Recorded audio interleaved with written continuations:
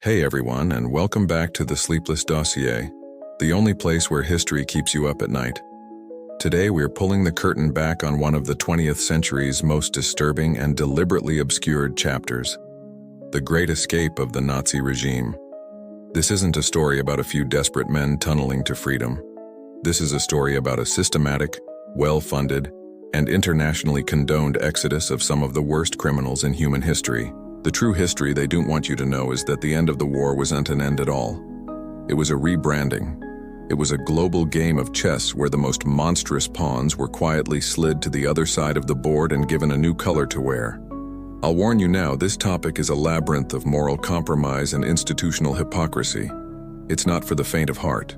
Before we dive into the inevitable betrayals and double crosses, if you appreciate us digging up the facts that keep historians awake, please hit that like and subscribe. It ensures these secrets keep finding their way into the light. All right, dim the lights. This one gets messy. Picture Europe in May of 1945. It's a continent of ghosts. The cities are skeletal remains, bombed into gray dust and rubble. Millions of displaced people, the so-called DPs, are wandering the roads, indistinguishable from the columns of surrendering soldiers. The air smells of ash and rot. The Third Reich, that 1,000-year project that burned itself out in 12, is a corpse. And from that corpse, the rats are fleeing. Not just the high-profile monsters whose faces were plastered on posters, the Goerings, the Himmlers, the Goebbels, but the architects of the machine itself, the mid-level bureaucrats who signed deportation orders, the engineers who designed more efficient gas chambers, the intelligence officers who perfected torture techniques, the doctors who performed unspeakable experiments.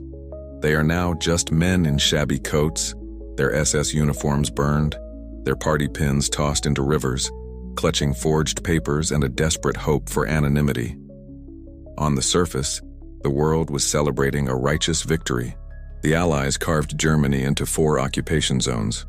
The flags of America, Britain, France, and the Soviet Union flew over the ruins of Berlin. The promise was clear and uncompromising: justice. The Nuremberg trials were being prepared, a grand stage to demonstrate that such crimes against humanity would never again go unpunished. The Allied denazification program was launched with righteous fury, a bureaucratic steamroller designed to crush every last vestige of National Socialism from German life. Millions of questionnaires were distributed, demanding Germans account for their pasts. It was a public spectacle of moral cleansing. But behind the curtain in smoke-filled rooms in London, Washington, and the occupied zones, a different conversation was happening. A colder, more pragmatic calculus was being applied. The war against fascism was won, but the intelligence officers on the ground could already feel the temperature dropping. The alliance with the Soviet Union, a marriage of convenience against a common foe, was fracturing before the ink on the surrender documents was even dry. They saw the Red Army not as liberators, but as the next wave. Stalin wasn't demobilizing. He was consolidating. And in this new, nascent conflict, the Cold War, the enemy of your former enemy could become a very useful friend. The machinery of Allied intelligence, particularly the American Office of Strategic Services, OSS, and its successor, the CIA, began sifting through the wreckage of the Nazi regime not just for criminals but for assets. They were looking for men with specific skills, knowledge of Soviet military positions, experience running spy networks in Eastern Europe, expertise in rocketry or chemical weapons. This was the foundational hypocrisy, the original sin from which all the ratlines would eventually flow. While prosecutors in one office were building cases for crimes against humanity, intelligence officers in another office, sometimes just down the hall, were quietly spiriting away the very individuals who could provide testimony, sanitizing their files, and placing them on a new payroll.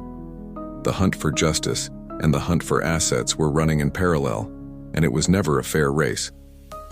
National security, defined by the looming shadow of the Iron Curtain, almost always won. The public was told a story of black and white, good versus evil. The reality was a murky, unforgiving gray. Consider this internal assessment, a sentiment echoed in countless classified documents of the era. Classified memo. 2. Director, Strategic Services Unit, War Department.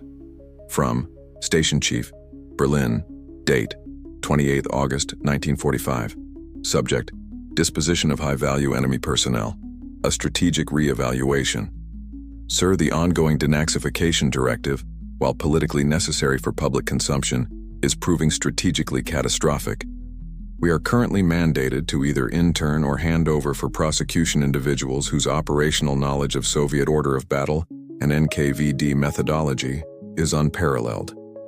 While the legal division compiles dossiers on their wartime activities, the Soviets are consolidating their hold on Eastern Europe unopposed by any substantive intelligence from our side. We are in a knowledge vacuum. I propose a tiered classification system. The Tier 1 targets, the political and military leadership suitable for public trial, should be pursued vigorously. However, for Tier 2 and Tier 3 personnel, logisticians, intelligence analysts, scientific specialists, a secondary protocol must be established. Their culpability must be weighed against their potential utility in the coming conflict. To put it bluntly, is a man who ran an intelligence desk in Minsk more valuable to us as a defendant in a minor war crimes trial, or as an asset who can map out the very networks we now face? Justice is a luxury. Survival is a necessity. We must quietly begin to differentiate between the ideologues we must punish and the pragmatists we can use. There you have it. The cold, brutal logic that sacrificed justice for a perceived strategic edge. It wasn't a single decision made by one evil man. It was a creeping consensus that formed in the shadows, a policy born of paranoia. They convinced themselves it was a necessary evil to confront a greater one. And this is the devastating long-term consequence. By creating a back channel for useful Nazis, the Allies didn't just allow a few dozen or a few hundred men to escape. They legitimized the very idea that certain criminals were above the law if they served the right masters. They created a moral blind spot that would be exploited for the next half-century. This policy, born in the rubble of Berlin, would eventually lead directly to hidden corridors in the Vatican, to sympathetic consulates in Genoa, and to waiting ships bound for South America. The Great Escape hadn't truly begun yet, but the door had just been unlocked, and the key was held not by some shadowy SS mastermind, but by the very nations that had just sacrificed millions to defeat them. The moral vacuum created by the Allies' nascent Cold War paranoia didn't stay empty for long. While American and British intelligence officers were drawing up lists of useful scientists and spies to poach from the wreckage, a different kind of savior was setting up shop in the heart of Rome. He wasn't a spy master or a general. He was a bishop of the Holy Roman Catholic Church. His name was Alois Hudal, an Austrian, and the rector of the Pontificio Collegio Teutonico di Santa Maria dell'Anima, a prestigious seminary for German and Austrian priests nestled within the Vatican's orbit. And it was from this sanctimonious perch that he would become the chief architect of the first and arguably most significant Nazi escape route. To understand Hudal, you have to understand his ideology. He was no simple humanitarian. In 1937, he had published a book titled The Foundations of National Socialism, a pathetic and transparent attempt to reconcile Nazism with Catholicism. He was a fervent pan-German nationalist and, even more critically, a rabid anti-communist. In his eyes, the defeat of the Third Reich wasn't the triumph of good over evil. It was the catastrophic victory of atheistic Bolshevism and Anglo-American capitalism over the last bastion of traditional European order. He saw the Nuremberg trials not as a process of justice, but as a vindictive act of victor's justice. A show trial designed to humiliate the German people. So when the desperate, the hunted, and the undeniably guilty began to filter south towards the relative chaos of post-war Italy, Hudal saw them not as perpetrators of genocide but as fellow soldiers in a lost war against communism. They were political refugees, and he was their shepherd. From his office in Rome, Hudal began to build his network. It was brutally effective in its simplicity. A fugitive, perhaps an SS officer from Austria or a Gestapo official from Bavaria, would make his way to Rome, often carrying a letter of introduction from a sympathetic parish priest back home. Upon arrival, Hudal would provide shelter, hiding them in the very monasteries and clerical houses that dotted the city. places that were functionally off-limits to Allied military police. These holy sites became safe houses for men whose hands were stained with the blood of millions. Once secured, the next and most critical step began: the washing of the identity. Hudal would use his clerical authority and official letterhead to vouch for these men at the Vatican's own refugee commission, the Pontificia Commissione di Assistenza. He would claim they were stateless Catholics from South Tyrol or other German-speaking regions, their papers conveniently lost in the chaos of the war. With a new Vatican-sanctioned identity card in hand, bearing a name like Riccardo Clement instead of Adolf Eichmann, the fugitive was no longer a wanted Nazi. He was a legitimate refugee. This document was the key. With it, he could go to the International Red Cross, an organization already overwhelmed with millions of legitimate displaced persons, and apply for a passport. The Red Cross, lacking the resources to investigate every single applicant and trusting the Vatican's documentation, would issue the travel document. The final step was securing a visa, often to a sympathetic country like Juan Perón's Argentina, and booking passage on a boat from Genoa. Franz Stangl, the commandant of the Sobibor and Treblinka extermination camps; Gustav Wagner, the beast of Sobibor; Walter Rauff, the inventor of the mobile gas van. These were not just soldiers or low-level functionaries. These were architects of the Holocaust.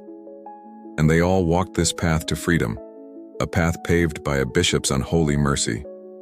Don't take my word for it. Hudal was chillingly proud of his work, justifying it in his own memoirs published years later. He felt no shame, only righteous conviction. Uncomfortable quote from the Memoirs of Bishop Alois Hudal. Römische Tagebücher, Roman Diaries.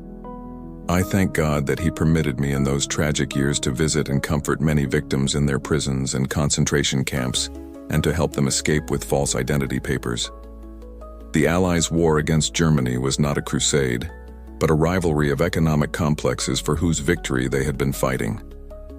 Because of this, I felt duty-bound after 1945 to devote my whole charitable work mainly to former National Socialists and Fascists, especially to the so-called war criminals who were being hunted by their accusers. There it is, in his own words, not an apology but a boast. He saw himself as a righteous crusader, shielding the real victims of the war from persecution. It's a breathtaking act of moral inversion, one that could only be sustained by the profound ideological poison of anti-communism. And here lies the truly devastating meta-commentary on Hudal's operation. His work reveals the terrifying power of institutional authority when it's hijacked by ideology.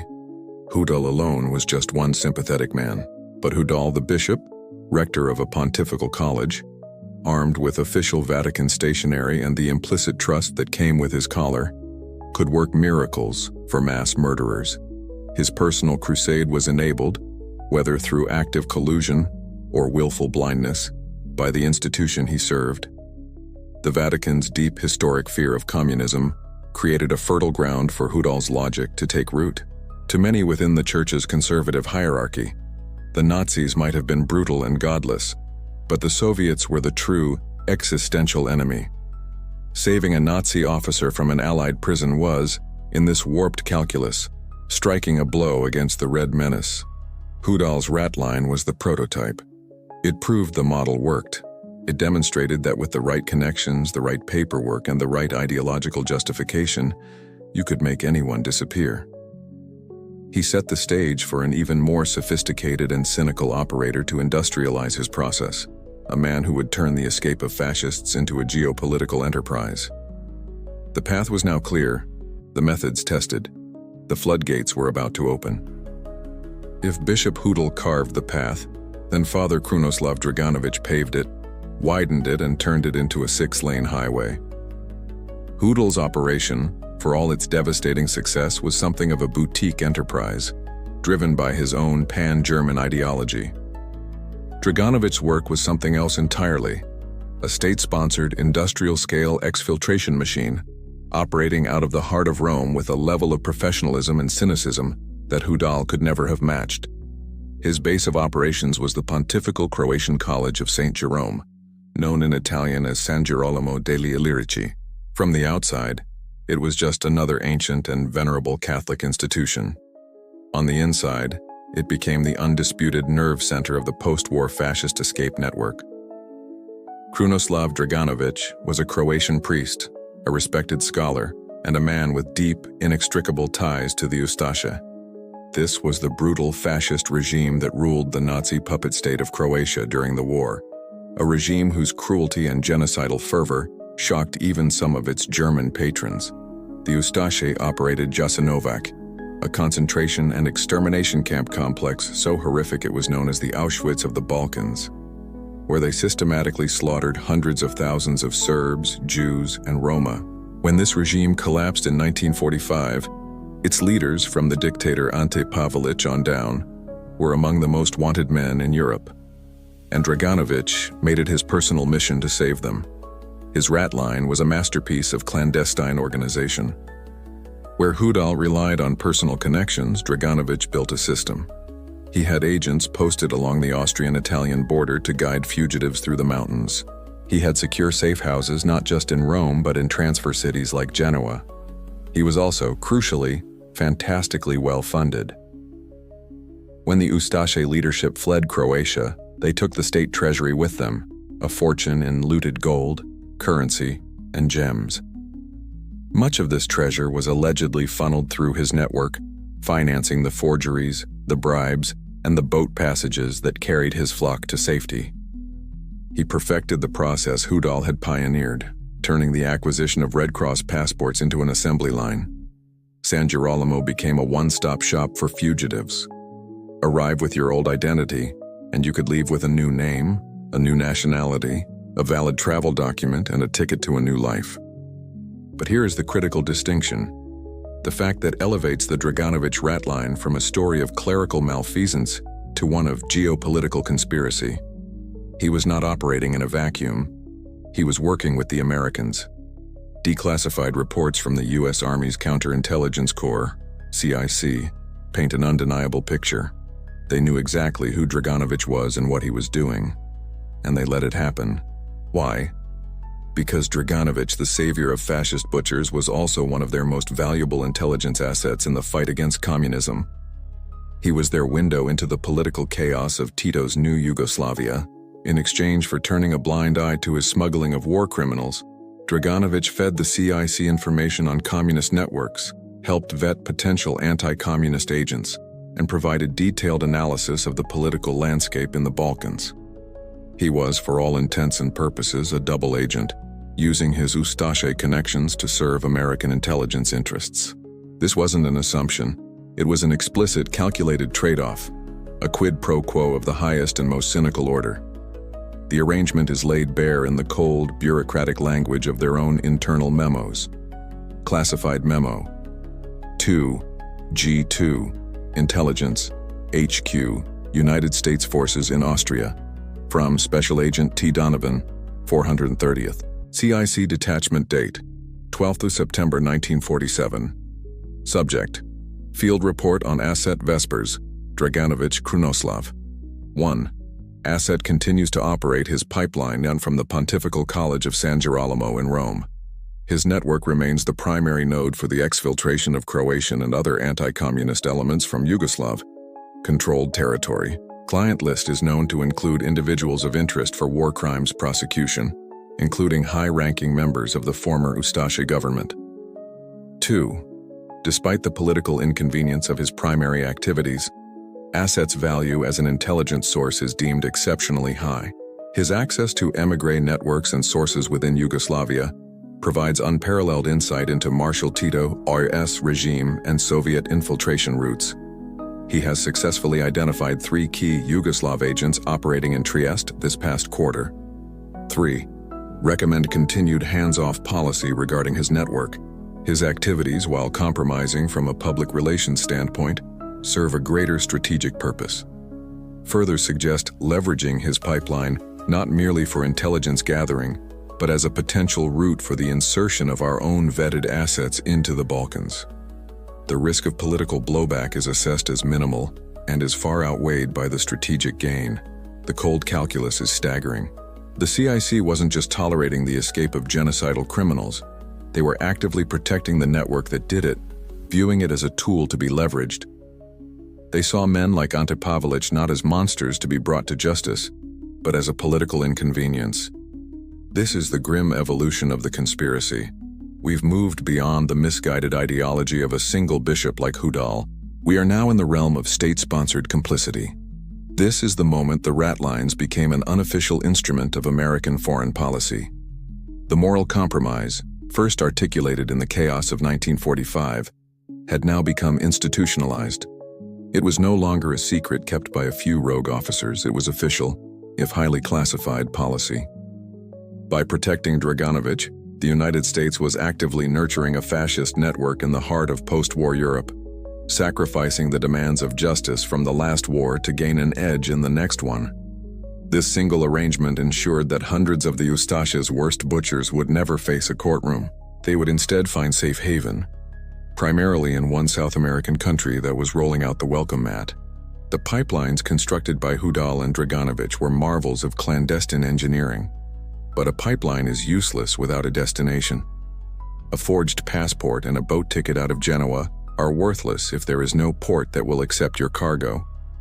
While Allied intelligence turned a blind eye, and clerics offered their unholy blessing, it was a government an ocean away that rolled out the official welcome mat, transforming the desperate flight of fugitives into a calculated program of immigration.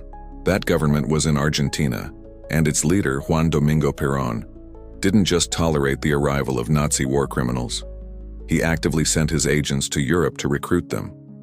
Juan Perón, who rose to power in 1946, was a complex and charismatic figure, a populist, a nationalist, and a profound admirer of Mussolini's corporate fascism.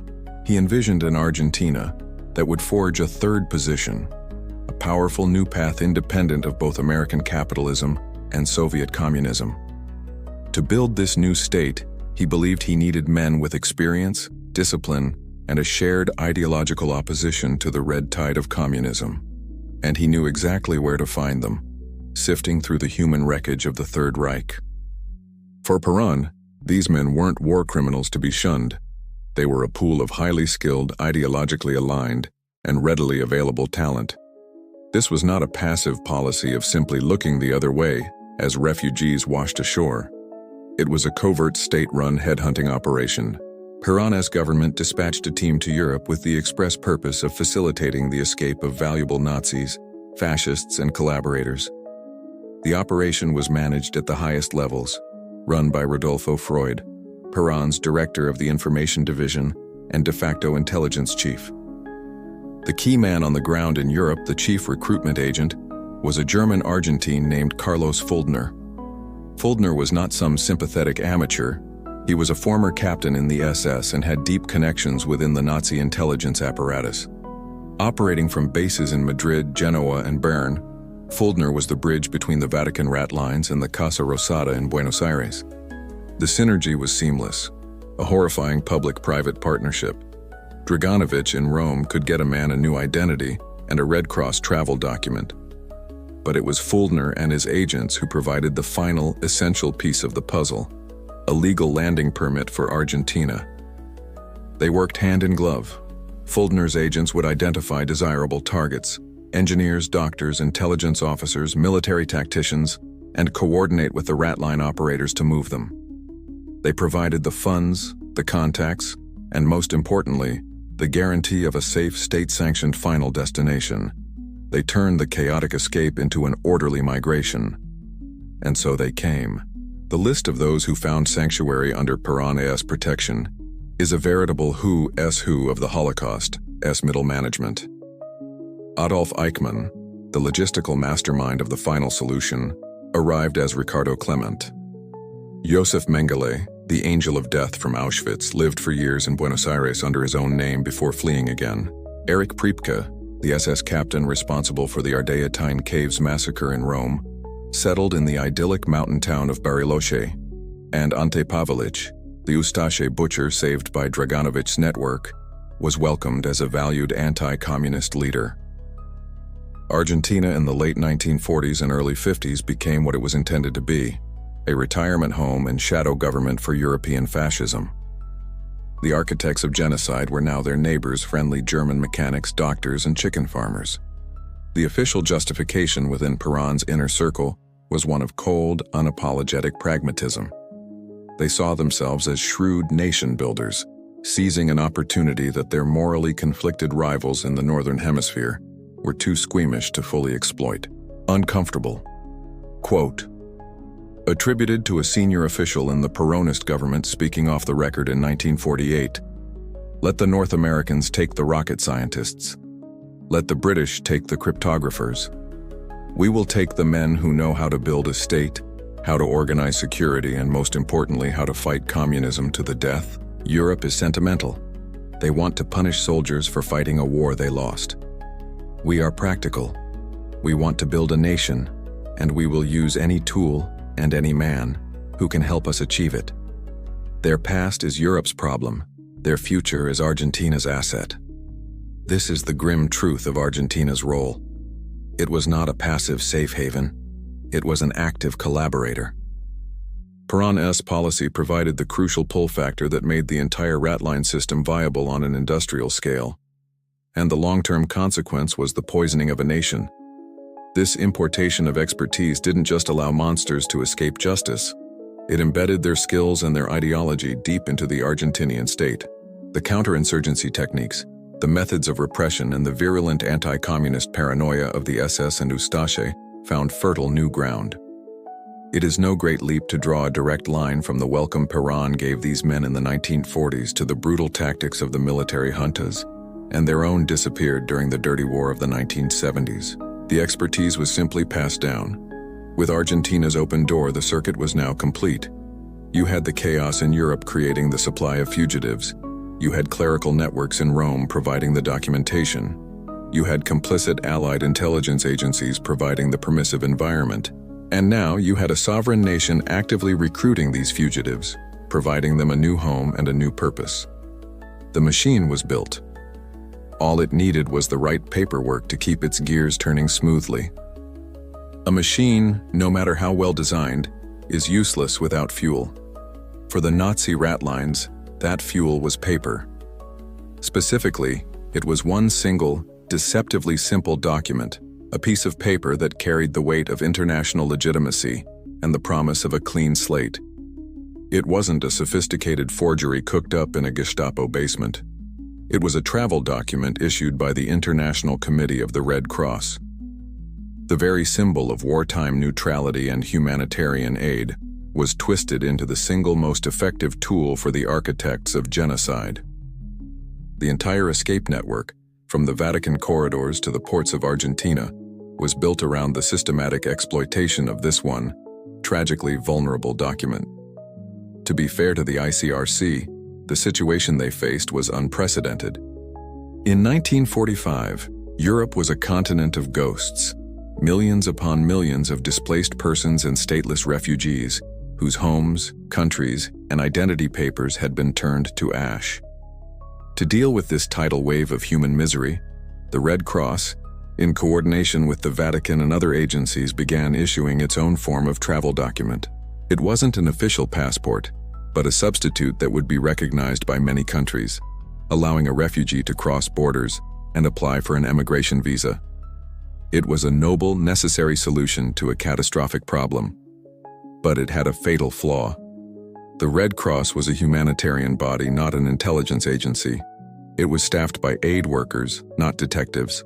They had neither the mandate, the training, nor the resources to conduct forensic background checks on the hundreds of thousands of desperate people who came to their offices. Their entire process was built on a foundation of trust. They relied on the bona fides of other, supposedly reputable organizations. An applicant who presented himself with a valid-looking identity card from a recognized body, such as the Vatican Refugee Commission, was generally taken at his word.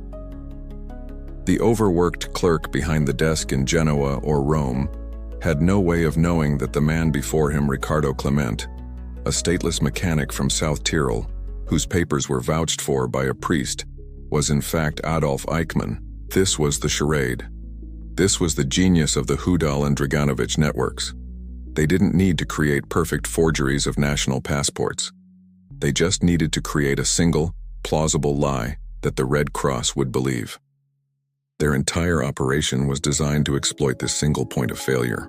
They would take a man on the run, shelter him, and then use their clerical authority to procure a Vatican-issued identity card in a new name. This document, bearing the unimpeachable seal of a Vatican office, was then taken to the Red Cross. The ICRC, seeing the trusted paperwork, would then unwittingly perform the final act of alchemy. They would issue their own travel document, effectively sanitizing the fake identity and stamping it with the seal of global humanitarian legitimacy. A mass murderer walked in one door, and a bona fide refugee walked out another. The case of Adolf Eichmann is the most chilling and instructive. He did not escape to Argentina through some daring cloak and dagger operation. He did it by queuing in line. On June 1, 1950, in the Red Cross office in Genoa, he was issued travel document number 1940. The name on the document was Ricardo Clement. His identity had been vouched for by Father Eduardo Domoder, a Franciscan monk of Hungarian descent who was a key operative in Hudal's network.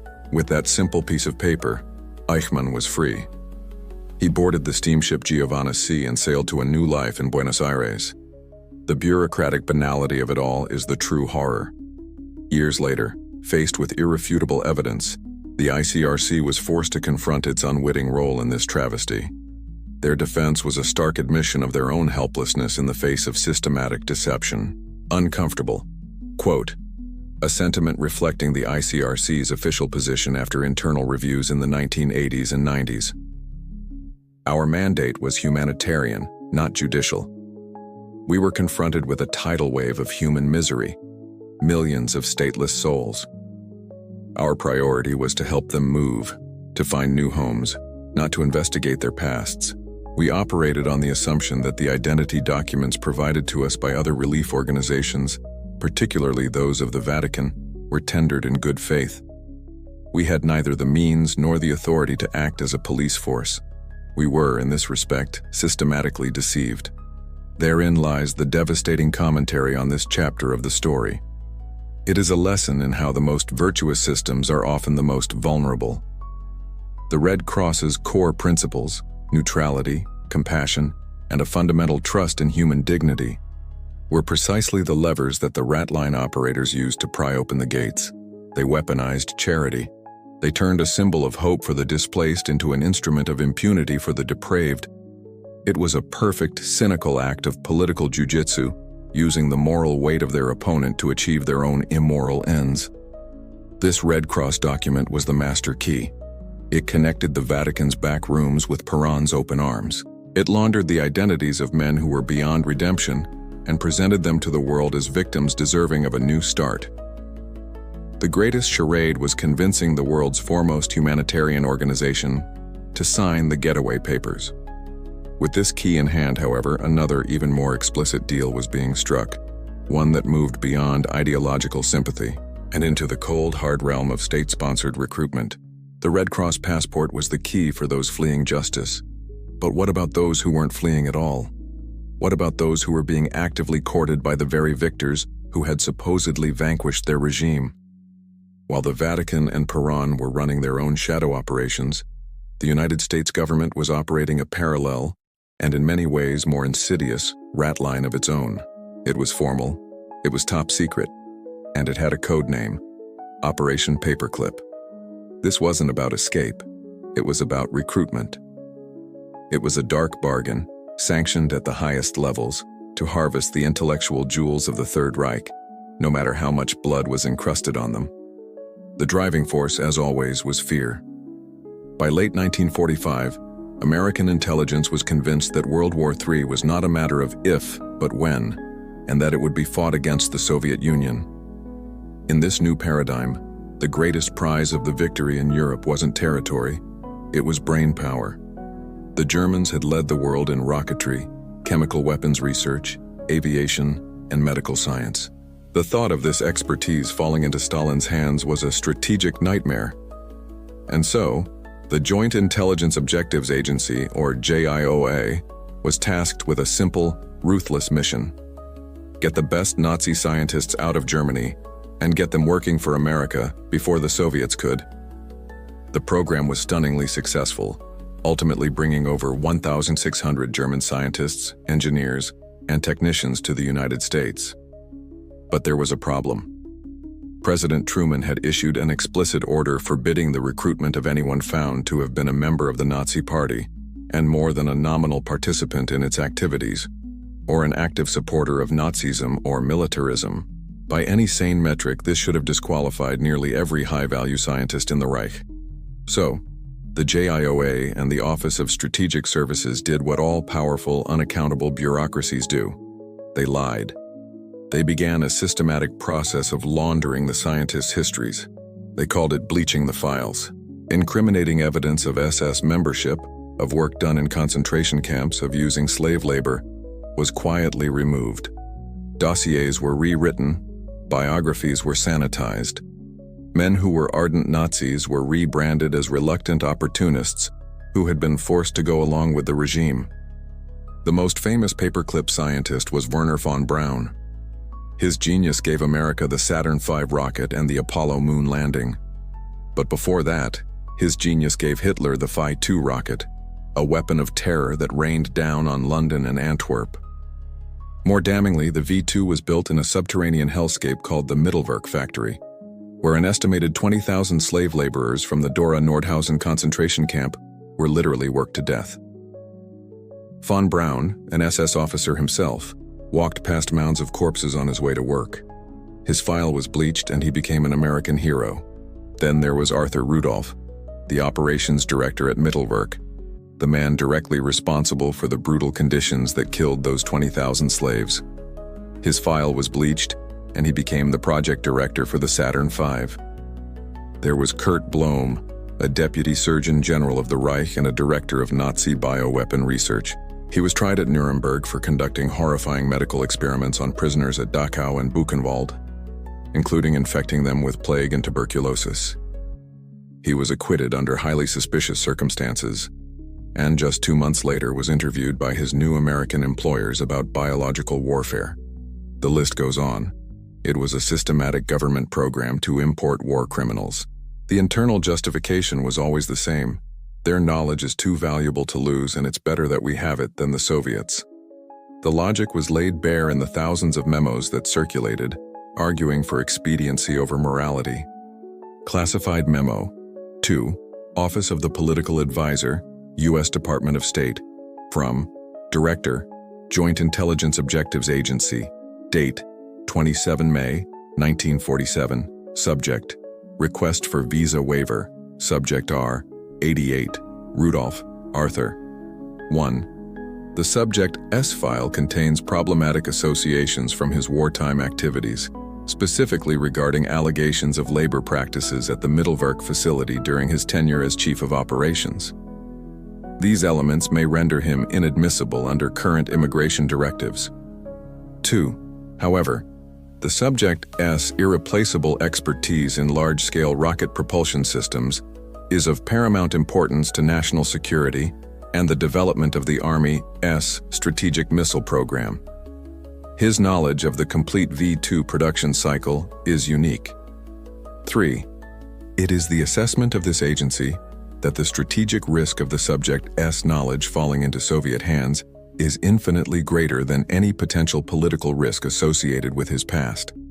His utility to the United States far outweighs the liabilities outlined in his preliminary security screening. 4. We therefore officially recommend that the Subject ES file be amended as necessary to facilitate visa approval, and that a waiver be granted on national security grounds. This is the sound of a moral line being erased, not with a bang, but with a bureaucratic rubber stamp. The long-term consequence of Operation Paperclip was profound. It wasn't just that hundreds of guilty men escaped justice. It was that the United States government officially endorsed the idea that scientific intellect exists in a moral vacuum.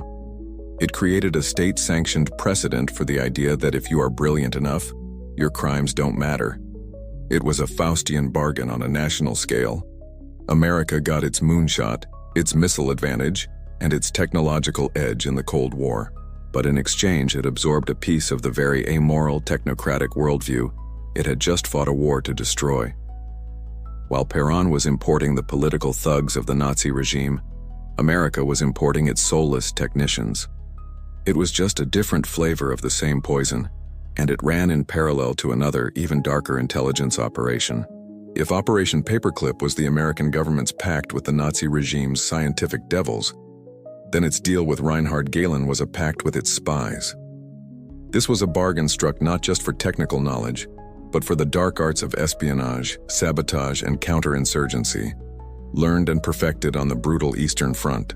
It was a direct institutional transfusion, taking the heart of Hitler's anti-Soviet intelligence apparatus and transplanting it, still beating, into the body of the West's nascent Cold War machine. This was not about saving a few useful assets. It was about adopting an entire enemy network, war criminals and all. Reinhard Gehlen was a Wehrmacht Major General, but his real power came from his position as the head of the Fremde Heere Ost, or FHO, Foreign Armies East. His entire world, his singular focus, was the Soviet Union. He was Hitler's premier intelligence analyst on Stalin's war machine. As the Third Reich crumbled in the spring of 1945, Gehlen did not panic. He calculated. He knew that his encyclopedic knowledge of the Red Army, its order of battle, its supply lines, its key commanders, its operational tactics, was an asset of unimaginable value.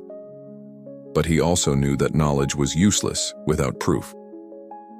So he ordered the FHO's entire archive, 50 massive steel cases of microfilm, buried in the Austrian Alps. Then he and his top aides calmly walked into an American CIC office and surrendered. He did not arrive as a defeated supplicant begging for mercy. He arrived as a man making a business proposition. He was flown to Fort Hunt, Virginia, and laid out his terms to the highest levels of American intelligence. The deal was breathtakingly audacious. Gehlen and his entire FHO staff would reconstitute themselves, not as prisoners of war, but as an autonomous intelligence unit. They would continue their life's work of spying on the Soviet Union, but now they would report to the Americans. In exchange, the United States Army would fund them, supply them, and most critically, grant them and their families total immunity and protection. The Americans, facing a terrifying intelligence vacuum as the Iron Curtain descended, looked at Gehlen's proposal not as a moral compromise but as a godsend. They agreed, and so the Gehlen Organization was born. Funded by the U.S. Army and later the newly formed CIA, it became the West's primary source of intelligence on Eastern Europe for nearly a decade. But the price of that intelligence was a complete abdication of moral responsibility. Gehlen's staff was not a collection of honorable German officers. It was a viper's nest of the Nazi regime's most compromised figures. He eagerly recruited his old colleagues from the SS, the Gestapo, and the SD, the Nazi Party's own intelligence service. These were not just paper pushers. They were men who had run the security apparatus in the occupied East, men directly responsible for interrogations, torture, and anti-partisan warfare, which was often just a euphemism for the mass murder of civilians. The org became a safe house for wanted war criminals. Men like SS officer Willy Krischbaum, a former Gestapo chief for southeastern Germany, and Dr. Franz Six, an SS brigade Führer who commanded an Einsatzkommando in Russia, tasked with murdering Jews and communists. There was Emil Augsburg, another SS officer from the Wannsee Institute, the very think tank that planned the Holocaust. The Americans knew who these men were. Their files were filled with red flag information. But under the Gehlen Pact, they were untouchable. They were too valuable. The justification from the American side was, as always, brutally pragmatic, a perfect echo of the logic behind Operation Paperclip. Uncomfortable. Quote, a sentiment reflecting the position of senior U.S. intelligence figures like Allen Dulles and James Critchfield in the late 1940s. Do we want to win the Cold War, or do we want to feel virtuous? You don't ask a saint to spy on the devil. You hire a devil who knows the territory. Gehlen and his men have spent a decade studying the Red Army. Their methods may have been unsavory, but their information is priceless. We are not endorsing their past, we are purchasing their expertise. It is the best, perhaps the only investment we can make in the security of Europe. This quote perfectly encapsulates the Faustian Pact, and the long-term consequence of this deal was arguably more profound than any other. In 1956, the Gehlen organization was officially handed over to the West German government. It became the nucleus of their new foreign intelligence service, the Bundesnachrichtendienst, or BND. Reinhard Gehlen, Hitler's spy chief, became the BND's first president, serving until 1968. Think about that. Think, the intelligence arm of the new democratic post-Nazi Germany was founded by, staffed with, and run by the very same men who had served the Nazi regime. This was the ultimate legacy of the Gehlen Pact. It wasn't just an intelligence operation, it was an act of institutional resurrection. It ensured that the paranoid, conspiratorial, and ruthless mindset of the Nazi security state would not die in the rubble of Berlin. Instead, it was carefully preserved, given a new coat of paint, and embedded at the very heart of the West's Cold War strategy.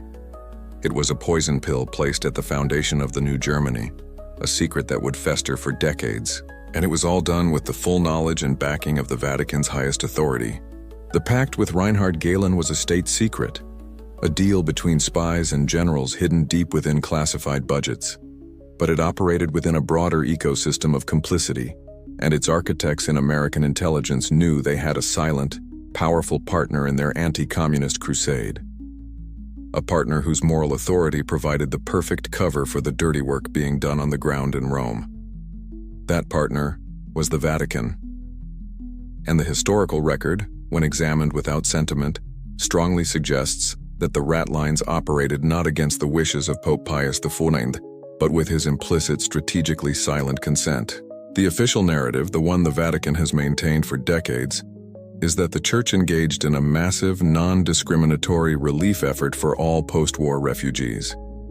Any Nazi war criminals who slipped through, they claim, did so by deceiving low-level, good-hearted priests. It's a comforting story of benevolence being exploited. It is also very likely a carefully constructed fiction. The truth appears to be a far more cynical and deliberate policy of plausible deniability, architected from the very top of the Holy See. Pope Pius XIII and his powerful pro-Secretary of State, Giovanni Battista Montini, the future Pope Paul VI, were not fools. They were master diplomats and bureaucrats presiding over one of the world's most sophisticated information-gathering networks. The idea that they were blissfully unaware of priests like Hudal and Draganovich, operating industrial-scale escape networks out of Vatican-owned properties for years on end, strains credulity to its breaking point. The strategy was one of institutional ambiguity. The Pope would issue broad, noble-sounding directives to provide charity and sanctuary to all who sought it, regardless of their political past. This was the unimpeachable public policy. The actual implementation, the dirty work of processing these refugees, was delegated downwards. This created a firebreak. If a notorious war criminal was found hiding in a monastery, the Secretariat of State could express shock and blame an overzealous or deceived functionary, all while the official policy of universal charity remained pure. It was a perfect system for getting things done without ever leaving fingerprints. But fingerprints were left. Allied intelligence repeatedly sent diplomatic notes and direct requests to the Vatican Secretariat of State, identifying specific war criminals and their locations within Vatican City or its extraterritorial properties. A key example is Walter Rauff, the SS colonel who invented the mobile gas vans that murdered at least 100,000 people. After the war, he was being held in an Allied internment camp in Italy, but escaped. Where did he go? He was sheltered in a Rome convent under the direct protection of Bishop Hudal. The Allies knew he was there and formally requested his extradition from the Vatican. The response was a masterclass in bureaucratic stalling and sanctimonious deflection. The Vatican claimed it needed to investigate, that it couldn't simply violate the sanctity of its properties. The delays continued for months, until one day, Walter Rauff had simply disappeared. He had been funneled through the Genoa network and put on a boat to South America. Why?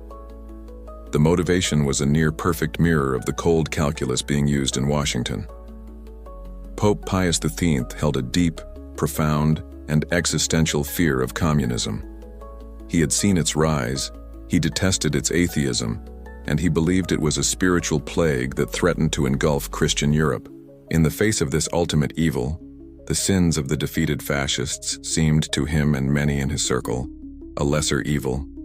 These men, however brutal, were at least anti-communists. They were soldiers, however tarnished, in the same great war against Moscow. This, combined with a twisted interpretation of the Church as a universal sanctuary for all sinners, provided all the justification needed. The policy was never written down explicitly. It didn't need to be.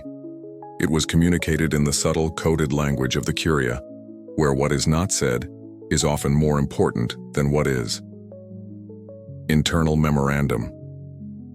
From Office of the Substitute for General Affairs, Secretariat of State 2, the Pro-Secretary for Ordinary Affairs. Date, 1947. Subject, note regarding inquiries from Allied authorities on the status of certain displaced persons. Your Excellency, we continue to receive increasingly insistent notes from the British legation and the American embassy regarding the status of certain individuals being housed in ecclesiastical properties. They present lists of names and request our assistance in their apprehension. A policy of immediate compliance would set a dangerous precedent, inviting secular powers to violate the Church's traditional rights of sanctuary and involving the Holy See in what are fundamentally political reprisals. I recommend a continued course of pastoral discretion and bureaucratic delay. We can reply that we are investigating the claims, but that our resources are dedicated to the vast humanitarian crisis, and we cannot prioritize what are essentially police matters. While our charity must, of course, remain universal, we must remain cognizant of the most pressing spiritual threat to the faithful, which is the spread of atheistic materialism from the East. Any action that could be perceived as weakening anti-communist forces, wherever they may be found, should be considered with the utmost prudence. This is the language of willful ignorance. This is institutional sin. The great moral failure of Pius XII's pontificate was not necessarily active collaboration, but a deliberate and strategic silence. He didn't need to sign an order. He simply needed to create a climate, an environment where his subordinates understood that the work of saving anti-communist fighters, even if those fighters were wanted for mass murder, would be tolerated. He looked away, and in doing so, he gave his blessing. The Vatican, therefore, was not a duped victim in the Ratlines. It was the conspiracy's moral launderer. If you want a single horrifying case study that proves the seamless efficiency of this international conspiracy, you need look no further than SS Obersturmbannführer Adolf Eichmann. He was not a battlefield general or a wild-eyed ideologue. He was something far more terrifying, a desk murderer. He was the logistical genius of the final solution, the man who organized the timetables, arranged the trains, and managed the quotas for the deportation of millions of Jews to the death camps. When the Reich fell, there was arguably no mid-level bureaucrat more directly responsible for the sheer scale of the genocide. His escape and subsequent decade of quiet, comfortable freedom in Argentina stands as the Ratlines' crowning achievement. Eichmann's story perfectly synthesizes every element of the network we've discussed.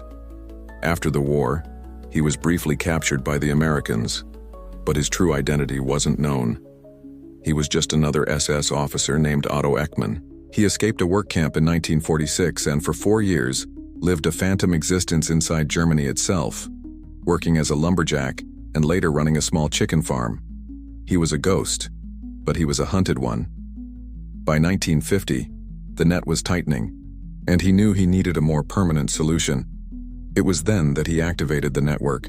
Using connections to clandestine pro-Nazi organizations, he made his way south, traveling from Germany, across Austria, and into Italy. There, he was taken in by the very clerical fascist network established by Bishop Hudal. He found shelter in a Franciscan monastery in Genoa, a key hub of the escape route. His case was handled by a Hungarian priest named Father Eduardo de Mutter, a man who knew exactly who he was helping. It was here that Adolf Eichmann, the architect of the Holocaust, was officially put to death, and Ricardo Clement, a stateless mechanic of German heritage, was born. With the backing of the Church, Clement was issued a Vatican-backed identity document.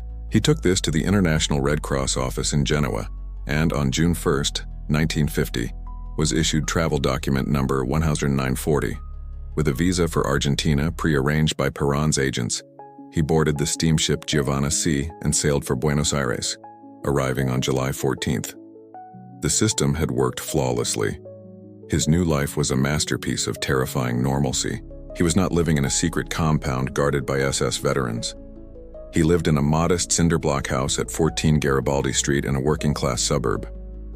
He worked a series of unassuming jobs, first for a government contractor, then in a rabbit farming venture, and finally as a department head at a Mercedes-Benz factory. His wife Vera and his sons joined him a few years later, living openly under the Eichmann name. The man who had managed the murder of millions was, to all his neighbors, just a quiet, respectable, middle-aged German immigrant. This was the ultimate success of the Ratline. It didn't just provide an escape route, it provided a cloak of absolute banality. It allowed a monster to hide not in the shadows, but in the mundane light of everyday life. But a decade of this quiet life fostered a fatal sense of security, a hubris that would ultimately lead to his downfall. In 1957, feeling untouchable, Eichmann granted a series of extensive interviews to a Dutch journalist and former SS man, Willem Sassen. In these tape-recorded sessions, he dropped the facade of Ricardo Clement and spoke with pride and chilling detail about his central role in the final solution, expressing regret only that he hadn't been more successful. Uncomfortable, quote, from the Sassen tapes, Adolf Eichmann, c. 1957. To be frank with you, had we killed all of them, the 10.3 million Jews that the statisticians had listed in 1933, I would be pleased. I would say, good, we have destroyed an enemy. I was not just a recipient of orders. Had I been that, I would have been a fool. No, I was an idealist. My job was to catch these people. I was a hunter. It was a joy to me to see how my traps worked. There it is. The voice of the unrepentant bureaucrat, the hunter living a quiet life thanks to the Vatican, the Red Cross, and the Argentine state. He was not a monster haunted by his past. He was a project manager proud of his work. The story of Adolf Eichmann in Argentina is the ultimate testament to what the philosopher Hannah Arendt would later call the banality of evil. His case proves that the most profound evil isn't always committed by rabid, sadistic psychopaths, but by diligent, ordinary men who see mass murder as a logistical problem to be solved. The true triumph of the Ratline was its ability to restore this banal man to a banal life, to allow the administrator of Auschwitz to once again become just another face in the crowd. It was a form of moral laundering, washing away the blood of millions with the drudgery of a 9-to-5 job and a mortgage. Eichmann's escape wasn't a fluke or an anomaly. He was the system's intended result. He was the living embodiment of a network of complicity that stretched from a pope-ass calculated silence in Rome to a dictator as open invitation in Buenos Aires. And for 10 years, it was a perfect, unpunished crime. Adolf Eichmann's decade of suburban anonymity was a testament to the Ratline's efficiency, but the story of Josef Mengele, the SS doctor of Auschwitz, is the testament to its longevity and power. If Eichmann's escape was a perfect crime, Mengele's 34 years of freedom was a running open sore on the conscience of the 20th century. He was not a bureaucrat. He was a hands-on sadist, a butcher in a white coat who performed grotesque pseudo-scientific experiments on twins, dwarves, and anyone who caught his ghoulish interest. His decades-long evasion of justice reveals a web of complicity that stretches far beyond a few compromised priests in Rome, implicating his family, his country, and the abject failure of international will. Like so many others, Mengele's journey to freedom began with a mistake. He was captured by American forces after the war, but, carrying false papers, was released. The Allies at that point did not have him on their most wanted lists, a catastrophic intelligence failure. For 4 years, he worked as a farmhand in a small Bavarian village, living in plain sight while the world was supposedly scouring Germany for its worst monsters. By 1949, using the well-established Ratline, he traveled through the Austrian Alps to Italy. From Genoa, supplied with the requisite Red Cross passport, He boarded a ship for Buenos Aires. He had escaped. His life in Perón's Argentina was, for a time, shockingly brazen.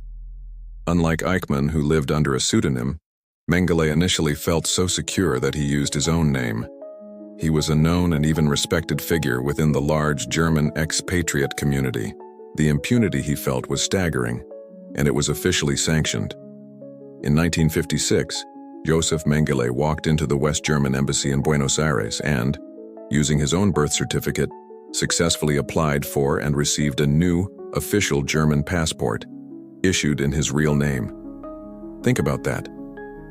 The new democratic post-war German state, a supposed ally of the West, officially provided its most notorious fugitive with the legal documents required to continue his life on the run. The institutional rot that allowed the Gehlen organization to flourish was clearly not confined to the intelligence services. The easy life came to an abrupt end in 1960, with Mossad's abduction of Adolf Eichmann. The news sent a shockwave through the Nazi community in South America. The sanctuary was no longer safe. Mengele, now a wanted man with an active German arrest warrant finally issued, fled Argentina. He found a new, even safer haven in Paraguay, a country under the iron-fisted rule of dictator Alfredo Stroessner, a man of German descent with open sympathies for the Third Reich. Stroessner granted Mengele Paraguayan citizenship, making any future extradition attempts a diplomatic nightmare.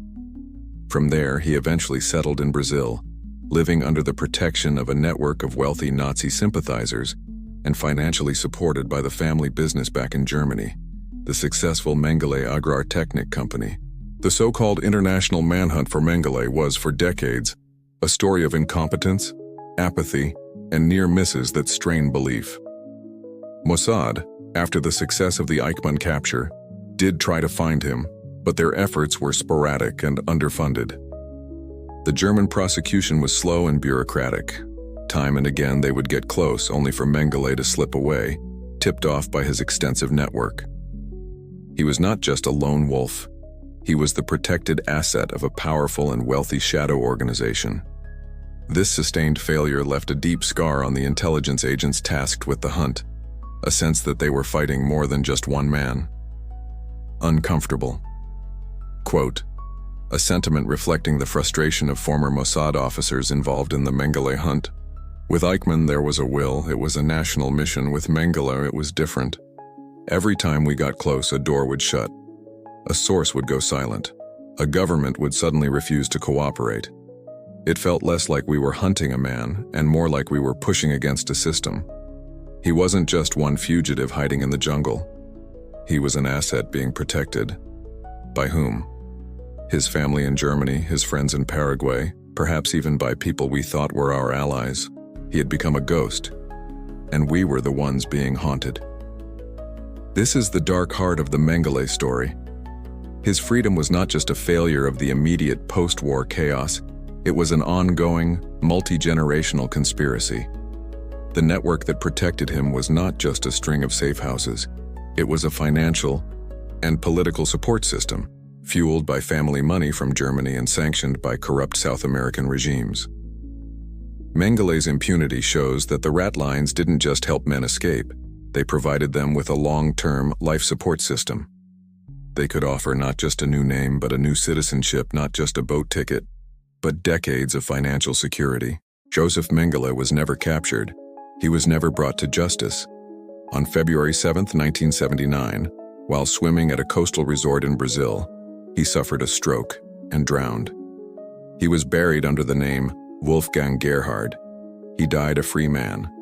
His peaceful end stands as the ultimate symbol of the network's triumph and the world's profound, enduring failure. And his story was not unique. Another infamous butcher found a similar path, not to retirement, but to a new violent career. Josef Mengele's life of quiet, protected retirement was an insult to the memory of his victims. But the post-war career of Klaus Barbie was a direct and ongoing assault on the very concept of justice.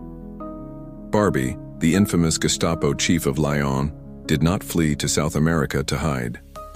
He was sent there by his new employers, the intelligence services of the United States, to begin a second, even more profitable career in torture, repression, and state-sponsored terror. His story is not one of mere escape.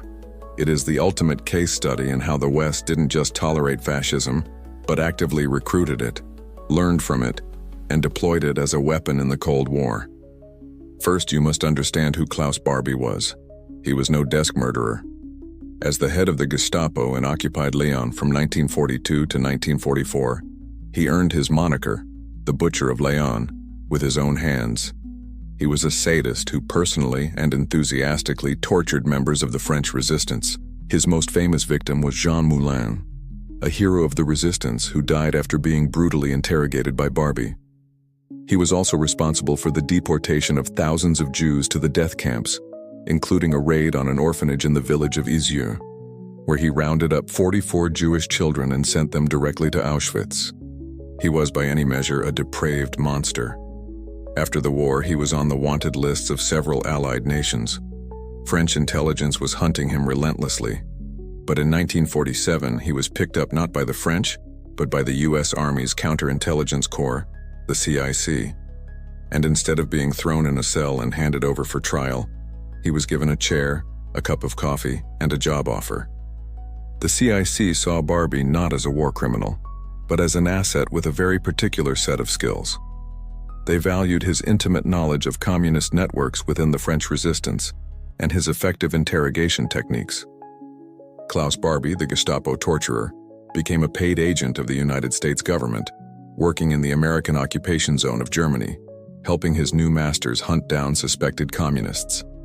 For 4 years, the CIC protected him, moving him between safe houses and denying his existence to their French allies. But by 1951, the French knew where he was, and the diplomatic pressure became unbearable. The CIC was faced with a choice: hand over a wanted war criminal to an allied nation for prosecution, or protect their asset.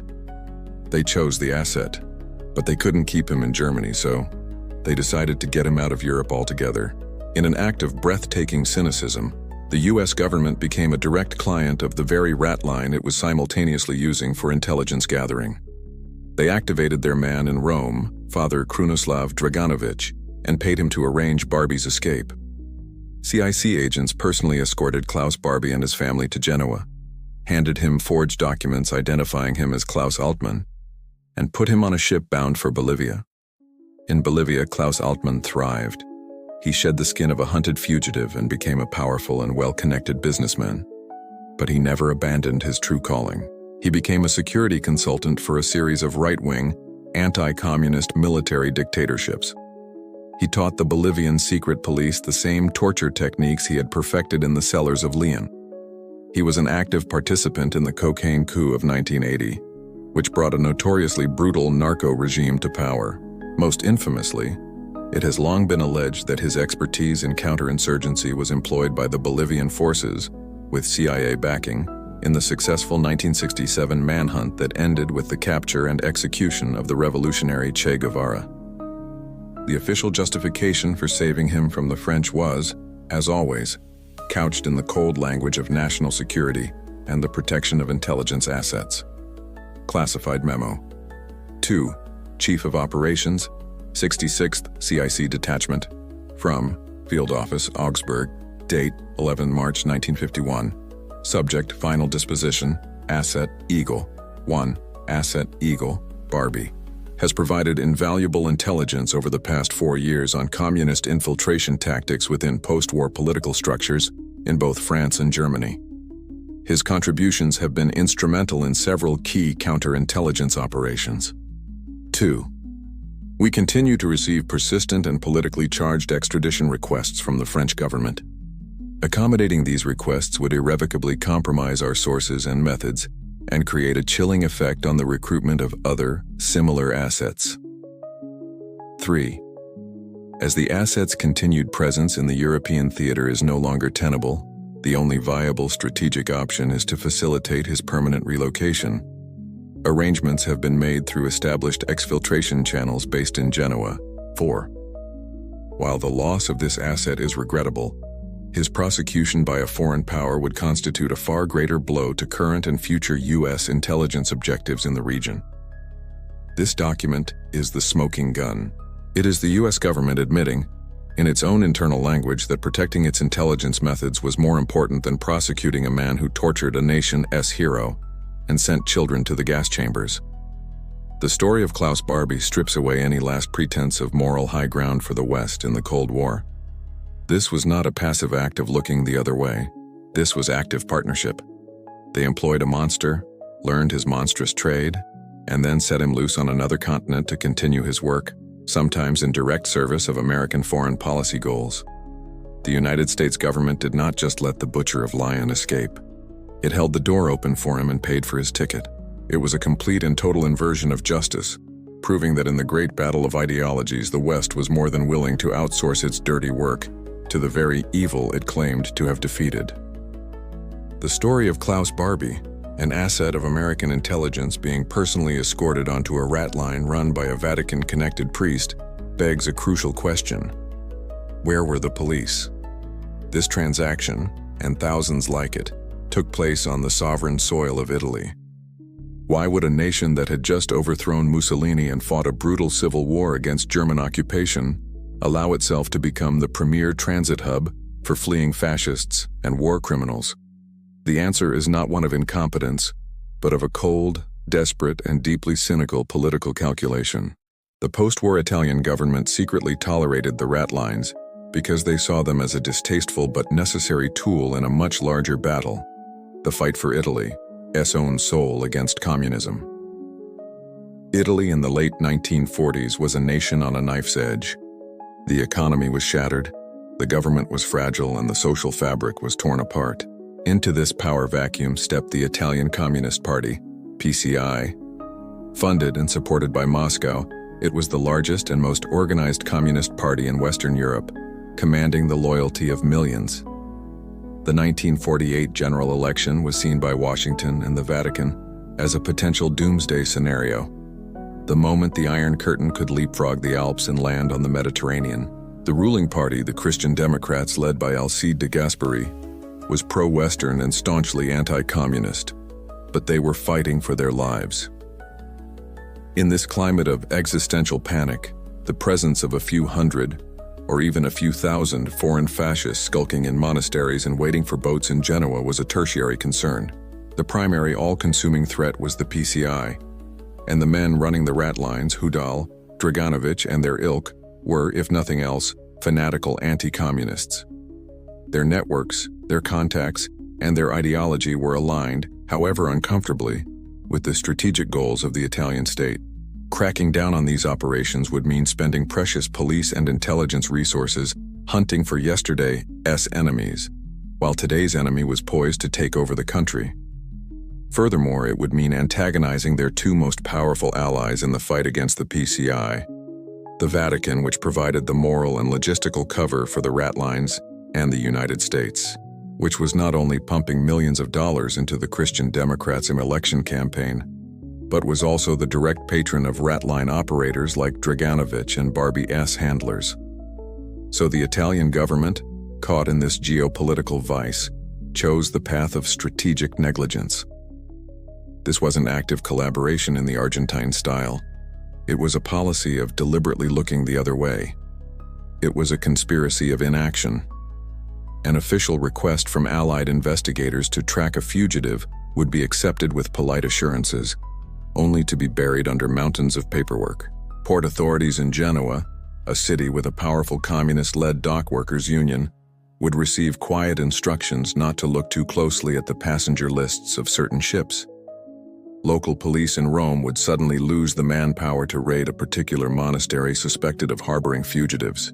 It was a perfect system of plausible deniability, allowing the government to profess its commitment to justice in public while allowing the machinery of escape to function smoothly in the shadows. This policy was understood, if never explicitly stated, by those tasked with enforcing the law. The real war, they were told, was on a different front. Uncomfortable. Quote, a sentiment reflecting the pragmatic view from within the Italian Ministry of the Interior, c. 1948. Listen, our problem is not a few hundred defeated Germans or Croatians hiding in cassocks. Our problem is 2 million active Communist Party members marching in our streets funded by Moscow. Are we to spend our limited resources hunting for yesterday's ghosts at the request of the British, while tomorrow's devil is at our door? The priests in Rome are handling their own affairs. Our American friends have their own interests. Our job is to focus on the real threat. Let the ship sail.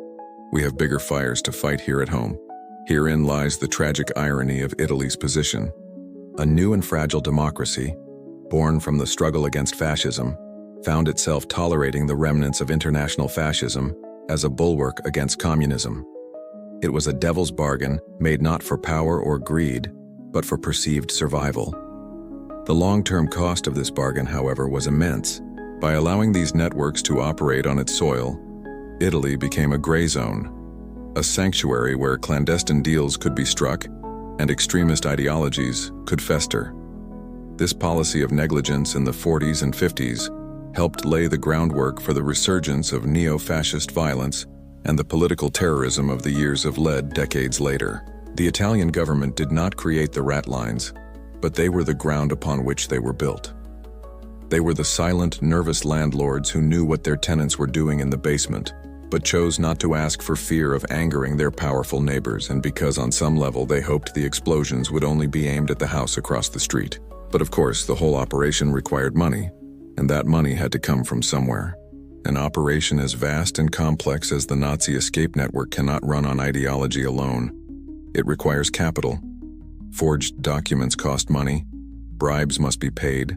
Safe houses require rent. Ocean passage is not free. While the Italian government provided the territory and the Vatican provided the moral cover, the financial engine room of the Ratlines was located 400 miles to the north, in the clean, quiet, and impeccably neutral cities of Zurich and Geneva. It was here, in the discreet vaults of the Swiss banking system, that the blood-soaked wealth of the Third Reich was laundered, stored, and ultimately dispersed to finance the flight of its architects. The source of this wealth was a catalog of theft on a continental scale. First, there was the official state loot, the gold reserves of conquered nations like Belgium, Austria, and the Netherlands, transferred directly from their national banks to the German Reichsbank and then often onward to Switzerland. Then there was the vast fortune stolen directly from the victims of the Holocaust. This was property, artwork, stocks, bonds, and personal bank accounts seized from Jewish families across Europe. And in its most ghoulish form, it was the so-called Melmer gold, the dental fillings, wedding rings, and other precious metals stripped from the corpses of concentration camp victims, melted down into anonymous ingots, and deposited by SS officials. This was the capital that fueled the escapes, the literal life savings and last possessions of the people the fugitives had murdered. Switzerland was the natural destination for this plunder. Its centuries-old policy of neutrality was not just a political stance, it was a lucrative business model. During the war, it allowed Swiss banks to act as the primary financial intermediary for the Nazi regime, trading their stolen gold for the hard currency like Swiss francs that Germany needed to purchase vital war materials from other neutral countries. The Swiss National Bank accepted vast quantities of gold from the Reichsbank long after the Allies had explicitly warned them that it was looted. Their second and equally important feature was the ironclad Swiss Banking Secrecy Act of 1934. This law made it a criminal offense for a bank to reveal the identity of a client. It was the perfect tool for hiding assets. High-ranking Nazis and SS organizations opened numbered accounts, using intermediaries and cloaked corporations to create a financial labyrinth that was, for decades, utterly impenetrable. After May 1945, these accounts became the war chest for the Fourth Reich's diaspora. The money didn't move in a single obvious transaction. It was a slow, steady bleed. A trusted lawyer in Zurich, a discreet businessman in Bern, men with old connections to the regime, would make a series of small withdrawals. The cash would then be moved across the border into Italy and into the hands of the Ratline operators. This was the money that paid for Draganovich's infrastructure. It was the money that financed the new lives of men like Mengele in Argentina. It was the seed capital for a global network of fugitives. When the war ended, Allied investigators, under a program called Safe Haven, began the monumental task of trying to track and recover these stolen assets. They were met with a wall of polite, unyielding obstruction. Swiss bankers and government officials hid behind their secrecy laws, claiming they were legally powerless to help. They denied, they delayed, and they dissembled. This official stonewalling lasted for 50 years, a national conspiracy of silence that only began to crack in the late 1990s under immense international pressure. For the half-century that mattered, the money remained safe, and so did the men it was protecting. The internal logic of the system was one of pure, amoral commercialism. Uncomfortable. Quote, a sentiment reflecting the ethos of a mid-century Zurich private banker. You must understand our responsibility is to the account, not to the man who opened it. Gold has no memory. It does not know if it was mined in Zurich or pulled from a tooth in Auschwitz. It is simply an asset. Our neutrality is not a moral position. It is a business strategy. We are the custodians of capital, not of conscience. If we start asking our clients for a certificate of moral purity, our vaults will be empty in a week. This is the devastating truth at the heart of the Swiss connection. Neutrality was not a passive stance. It was an active, profitable form of complicity. The Swiss establishment didn't need to goose-step or wear swastikas. They simply had to do what they did best: provide discreet, efficient financial services, no questions asked. They were the respectable, clean, fingernailed partners in a genocidal enterprise. They washed the blood off the money for a handsome fee.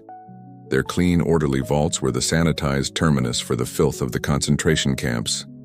This financial lifeline ensured that the Nazi network could survive the death of the Nazi state, re-emerging as a well-funded, clandestine global movement. But the Swiss were not the only neutrals playing a double game. British intelligence was watching all of this and, in some cases, dipping its own hands into the stream. While Swiss bankers counted their blood money and claimed the protection of neutrality, another more formidable power was watching the chaos from the wings, cloaked in a mantle of moral superiority. Great Britain, the nation that had stood alone against Hitler in 1940, was publicly one of the most vociferous proponents of post-war justice. British prosecutors were key figures at Nuremberg. British diplomats fired off sternly worded notes to the Italian government about lax security at their ports. To the world, Britain was a righteous victor, demanding accountability. But in the shadows of Whitehall and Century House, the headquarters of MI6, a very different and far more cynical game was being played. Declassified files, however heavily redacted, reveal that British intelligence operated with the same cold-blooded pragmatism as their American cousins, selectively using the Ratlines to acquire their own assets while publicly condemning the system that set them free. The British approach was, in many ways, more subtle and duplicitous than the American one. The Americans, with their characteristic boldness, established large quasi-industrial programs like Operation Paperclip and the Galen Organization. They put their fingerprints on the operation. The British preferred a more hands-off approach. They saw no need to build their own escape pipeline when a perfectly functional one, run by the Vatican and tolerated by the Italians, already existed. Why take on the risk and the moral stain of running a rat line when you could simply exploit it? MI6 and other branches of British intelligence identified their own list of useful individuals from the wreckage of the Reich.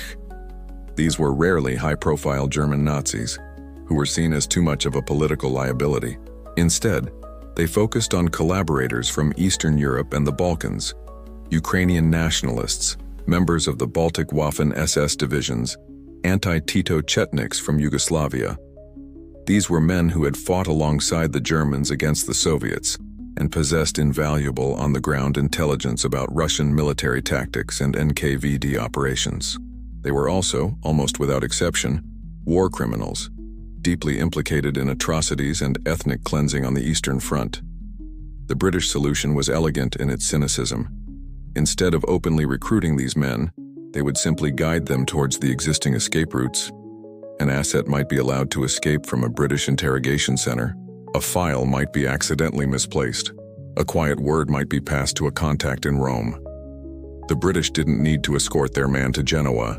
They just needed to give him a map and a head start, knowing the Dragonovich network would do the rest.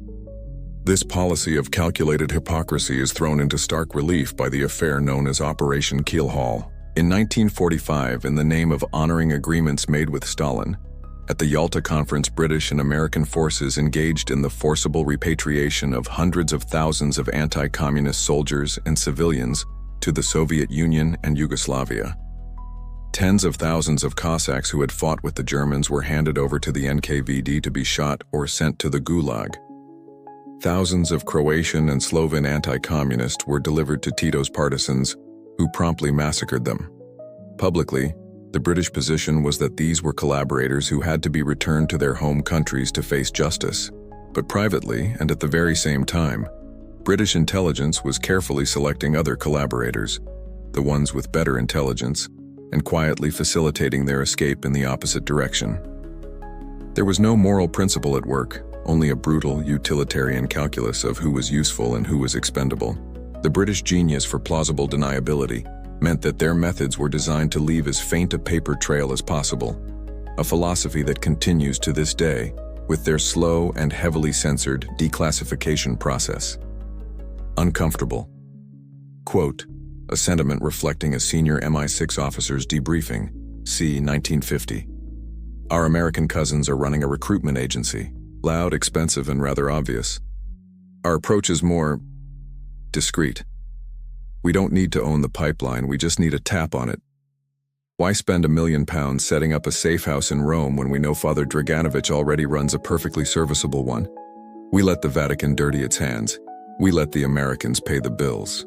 When an asset of interest, say a Ukrainian with intimate knowledge of the NKVD's operations in Kiev, appears on the board, we simply ensure he finds his way to the right door. We don't save war criminals.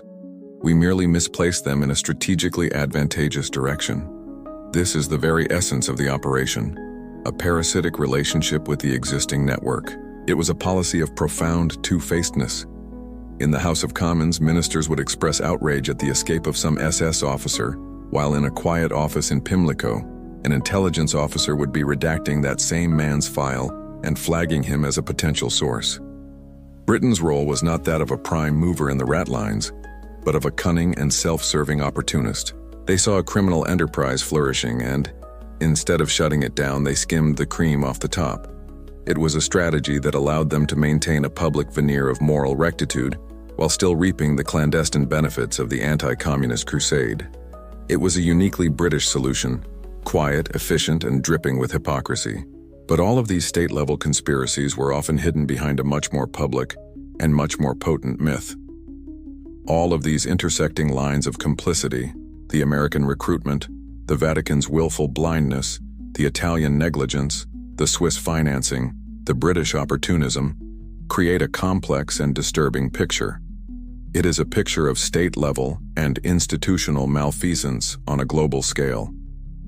But for decades, this messy truth was conveniently obscured by a single, powerful, and largely fictional narrative. It was a story of a shadowy, all-powerful Nazi organization, a spider at the center of a global web, pulling all the strings. It had a cinematic, terrifying name: Odessa. The myth of Odessa, largely cemented in the public consciousness by Frederick Forsyth's brilliant thriller The Odessa File, is seductive. It paints a picture of a monolithic secret society, the Organisation der ehemaligen SS-Angehörigen, or Organization of Former SS Members. In the myth, this is a cabal of unrepentant, fanatical SS veterans with a secret command structure, access to bottomless funds from hidden Swiss bank accounts, and a network of loyal agents spanning the globe. Their twin missions: to get every last one of their SS comrades to safety and ultimately to plot the return of the Fourth Reich. It's a compelling story. It's a clean story. It has a clear villain. And for the most part, it isn't true. Historians and investigators who have spent their lives digging through the archives, like Simon Wiesenthal and Gita Serini, have come to a broad consensus. Odessa as a single, centralized, all-powerful organization never existed. The reality was something far more mundane and, in its own way, more unsettling. The post-war Nazi underground was not a pyramid with a shadowy leader at the top. It was a collection of smaller, decentralized, and often competing networks. There was no single Odessa. There were dozens of Odessas with a small O. These were informal webs of mutual assistance, old boys' clubs for mass murderers, often based on previous loyalties, the old Gestapo unit, the Waffen-SS division, the regional party leadership. They helped each other with money, contacts, and hiding places, but they were far from the omnipotent conspiracy of fiction. So if it wasn't real, why did the myth become so powerful? Because the myth of Odessa was incredibly convenient for every single one of the truly guilty parties. It was the perfect scapegoat, a ghost that could be blamed for everything, precisely because it wasn't there to defend itself. For the American and British intelligence agencies, it was a godsend. When journalists or congressional committees got too close to the truth about CIC's employment of Klaus Barbie, or MI6's use of the Draganovich Ratline, they could leak information that pointed towards a powerful Nazi underground. It was much easier to tell the public that fugitives were escaping because of an unstoppable, legendary Nazi cabal than to admit, we actively helped them. Odessa became the perfect smokescreen to hide their own state-sponsored escape routes. For the Vatican, the myth was a shield. It allowed them to frame the work of priests like Hudal and Draganovich, not as a policy of the Church, but as the result of infiltration by this sinister secular organization. They could claim their charitable institutions were simply exploited by the cunning agents of Odessa, shifting the blame from their own compromised clerics to an external evil. For countries like Argentina, it helped sanitize their image.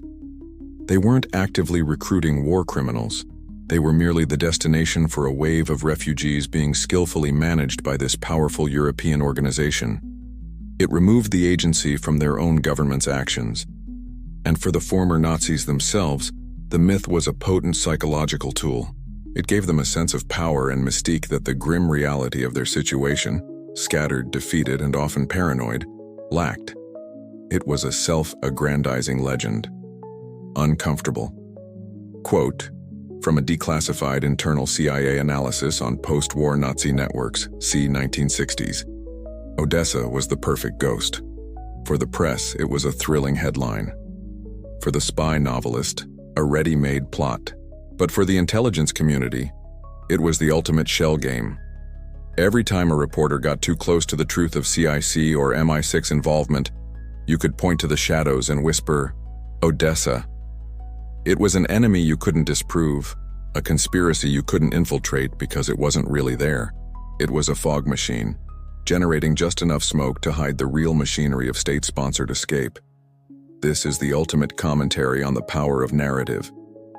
The truth of the Ratlines was complex and implicated the very institutions the public was supposed to trust.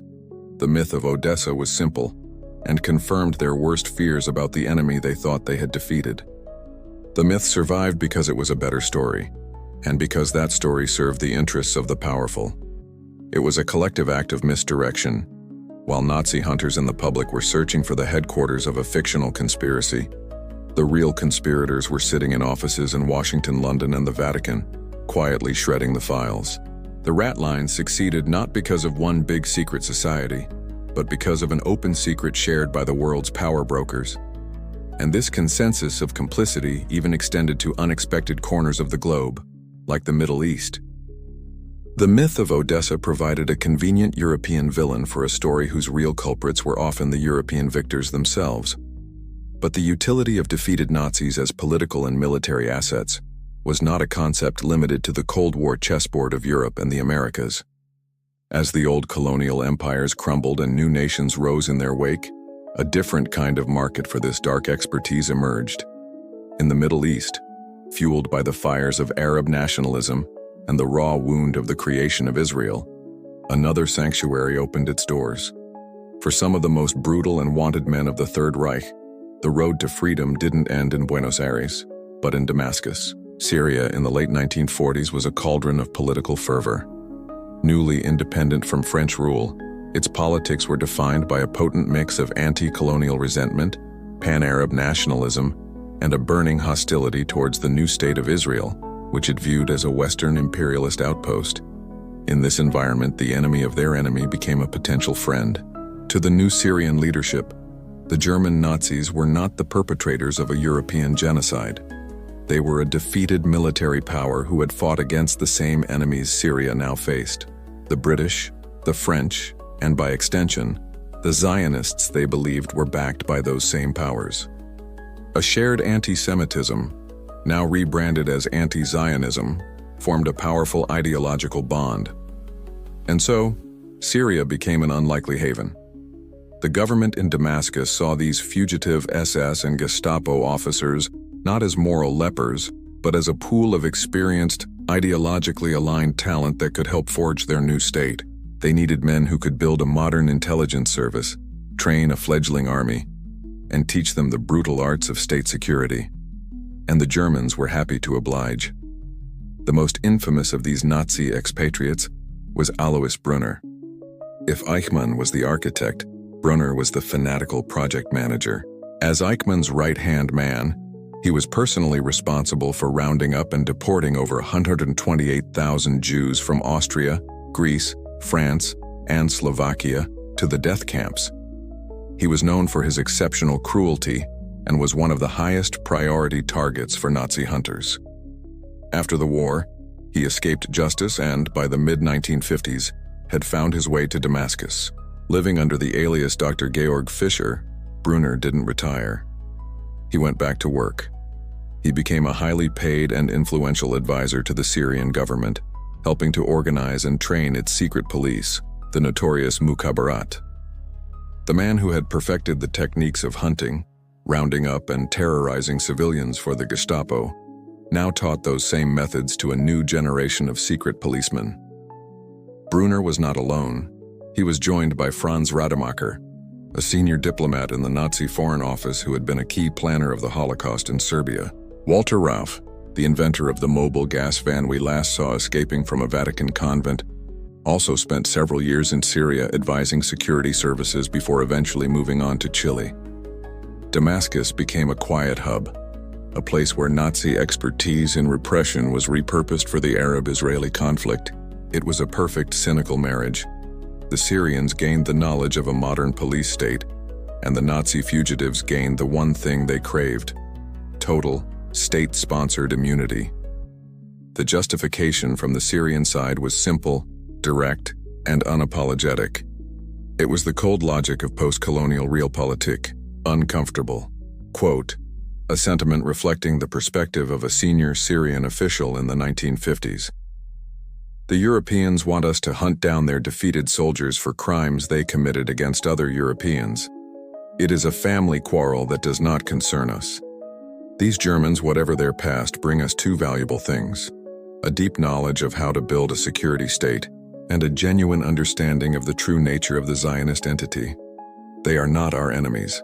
Our enemies are the colonialists who drew lines on our maps and the Zionists who stole our land. We will take our allies where we can find them. This is a critical piece of the global puzzle. It demonstrates that the moral compromises of the post-war world were not exclusively a product of the East-West Cold War. The willingness to utilize the tools and personnel of the Nazi regime was a global phenomenon, adopted by any power that felt it could gain a strategic edge. The legacy of the Third Reich, it turns out, was a versatile and exportable commodity.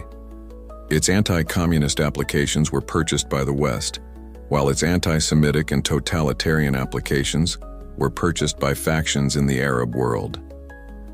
The ultimate consequence was the injection of a uniquely European poison into the bloodstream of Middle Eastern politics. The paranoid style, the brutal interrogation methods, and the conspiratorial, racist worldview of the Gestapo did not die in the rubble of Berlin. It was given a new life, a new language, and a new enemy in Damascus. And Alois Brunner, the butcher of Vienna, would live there protected and esteemed for the rest of his life, dying of old age sometime around 2001. But before these routes to distant lands were perfected, the first and most obvious escape hatch for fleeing Nazis was much closer to home. Before the complex clandestine routes through Vatican City and the port of Genoa were perfected, before Damascus became a haven and Argentina a promised land, there was a simpler, more direct escape hatch. It was the first stop for many of the most ardent and unrepentant fascists of Europe, a sanctuary run not by covert intelligence agencies or compromised priests, but by a fellow dictator who saw them not as war criminals but as brothers in arms. This was Francisco Franco's Spain, the original, officially sanctioned Ratline, built on a foundation of pure ideological solidarity. To understand Spain's role, you have to understand its position in 1945. Franco, himself a fascist caudillo, owed his entire regime to the military backing of Hitler and Mussolini, who had aided his victory in the Spanish Civil War. While he had shrewdly kept Spain officially neutral during World War II, his sympathies were never in doubt. When the Axis fell, Franco's regime became an international pariah, ostracized by the newly formed United Nations, excluded from the Marshall Plan, and viewed as the last ugly remnant of the ideology the world had just fought a war to destroy. This isolation bred a defiant, bunker mentality. Franco saw the victor's justice at Nuremberg as a hypocritical farce, orchestrated by the same democracies who had allied themselves with the arch-enemy, Stalin. He saw the fleeing Nazis, and particularly the non-German collaborators, not as criminals, but as fellow soldiers in the great European crusade against Bolshevism. And so, in the chaotic years immediately following the war, from 1945 to 1947, the Pyrenees became the primary escape route from Europe. While the Allies were busy occupying Germany, the border between France and Spain became a porous frontier for the hunted.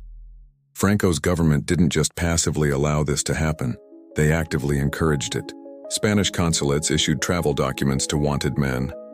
Border guards were given lists of names and instructed to look the other way. Spain became a giant, state-sponsored safe house.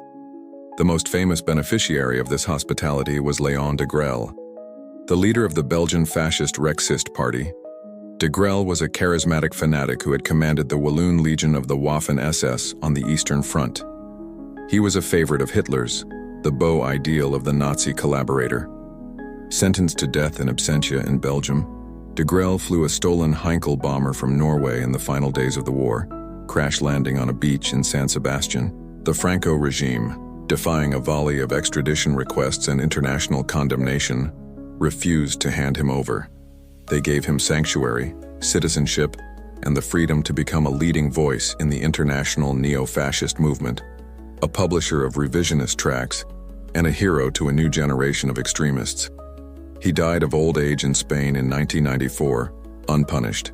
Spain also became the operational base for another Nazi celebrity, SS Obersturmbannführer Otto Skorzeny, Hitler's favorite commando, famous for his daring rescue of Mussolini.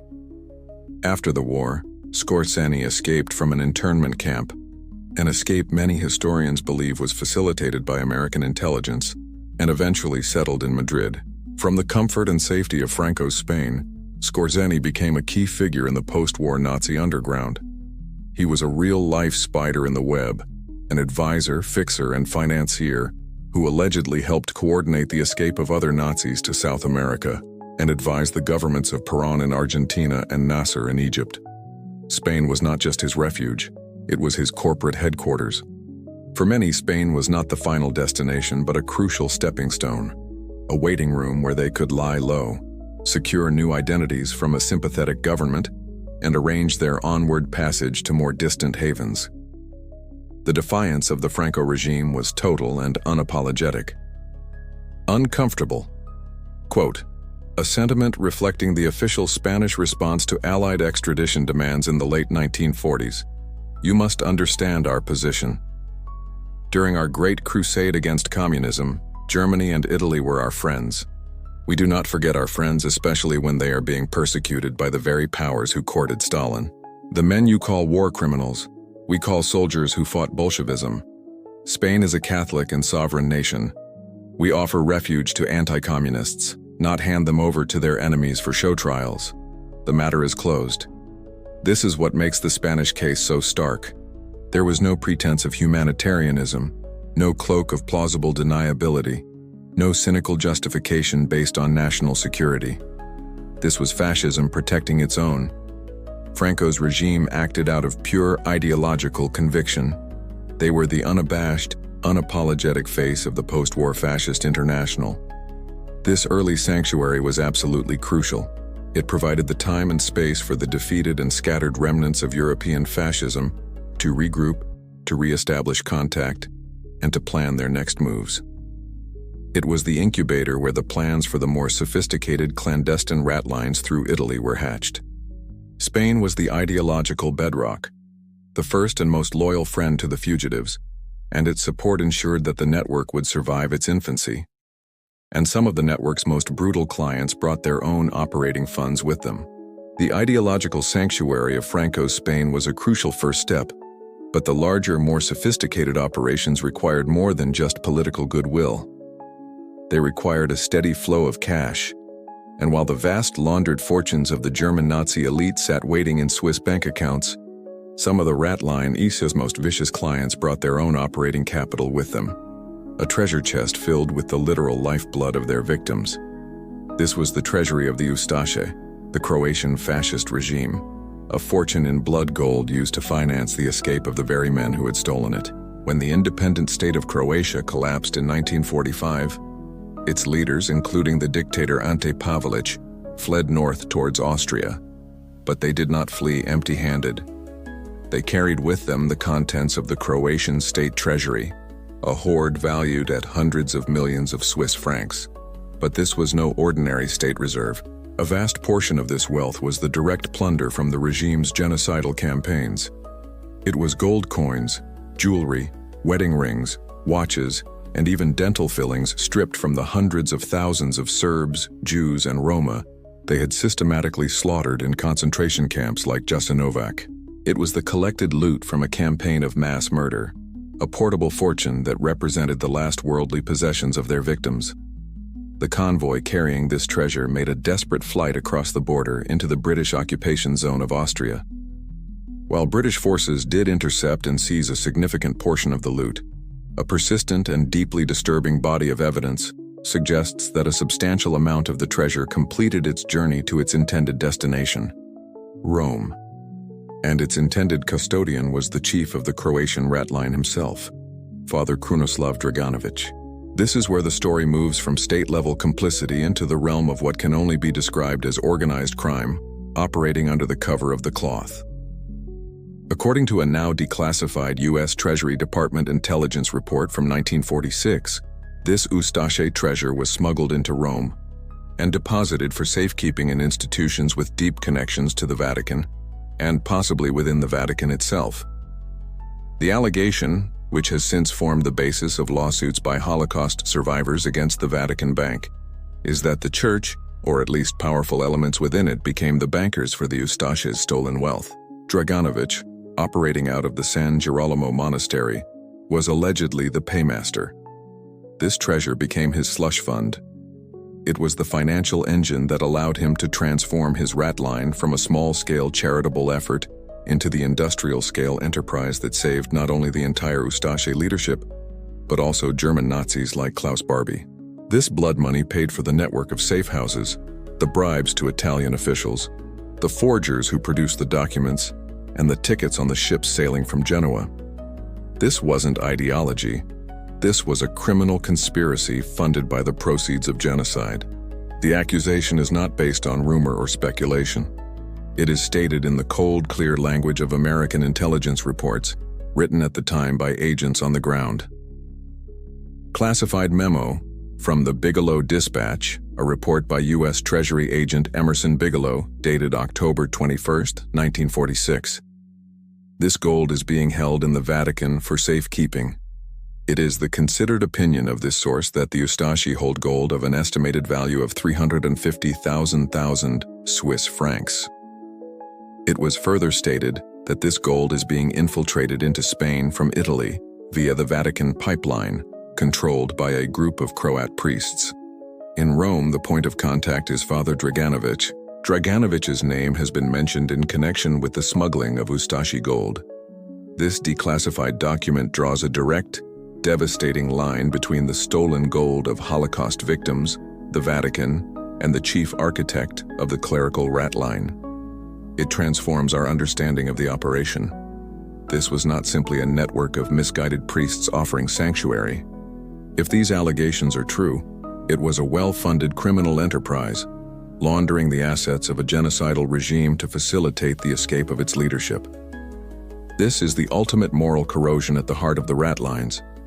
It moves the alleged complicity of the Vatican from the passive sin of willful ignorance to the active sin of handling stolen goods stolen from corpses. It suggests that the escape of men like Ante Pavlich was not an act of charity, but a paid service, a transaction funded by the very people he had murdered. It turns the San Girolamo monastery from a house of God into a den of thieves, a clearinghouse for blood money. With this treasure at their disposal, the fugitives were not just desperate men on the run. They were wealthy, powerful clients buying their impunity. And once they reached their destinations, this network of shared guilt and shared secrets would demand a powerful code of silence. The machinery of escape, greased with blood money and sanctioned by the cynical geopolitics of the Cold War, successfully delivered thousands of the Third Reich's most wanted to new homes across the globe. But getting them there was only half the battle. The network's second and perhaps even greater triumph was its ability to keep them safe for decades. This was achieved not through constant movement or elaborate disguises, but through the construction of closed, paranoid, and fiercely loyal communities, all governed by a single, unbreakable rule: a total and absolute code of silence. The fugitives did not simply dissolve into the vastness of South America. They clustered. They recreated little Germanys and little Croatias in the suburbs of Buenos Aires, the farmlands of Paraguay, and the Andean foothills of Bariloche, Argentina, a town that would become so notorious for its Nazi population, it was dubbed the Third Reich, Salpine Resort. Within these communities, they built a parallel society, a world with its own rules, its own hierarchies, and its own shared, secret history. To the outside world, they were mechanics, doctors, and small businessmen. To each other, they were comrades, bound by a past they could never speak of and a guilt they all shared. This shared guilt was the foundation of their code of silence, an omertà as rigid as any Sicilian mafia families. Everyone knew who their neighbors truly were. They knew the friendly butcher was a former guard from Sobibor. They knew the quiet man who ran the construction company was a Gestapo officer from Vienna. They knew Ricardo Clement was Adolf Eichmann, but to speak this truth was to violate the tribe's fundamental law of survival. To inform on one was to risk the destruction of all. An investigation into one man could unravel the entire tapestry, exposing dozens, and tracing the lines of complicity all the way back to the priests in Rome and the intelligence officers in Washington. Mutual preservation demanded mutual silence. This silence was enforced by a powerful cocktail of motivations. First, there was ideology. Many of these men were not repentant. They still believed in the cause they had fought for. They saw themselves as the victims of a great injustice, the last true soldiers against a world now dominated by communism and capitalism. Protecting their own was a continuation of the struggle, an act of political and racial solidarity. Second, there was financial interdependence.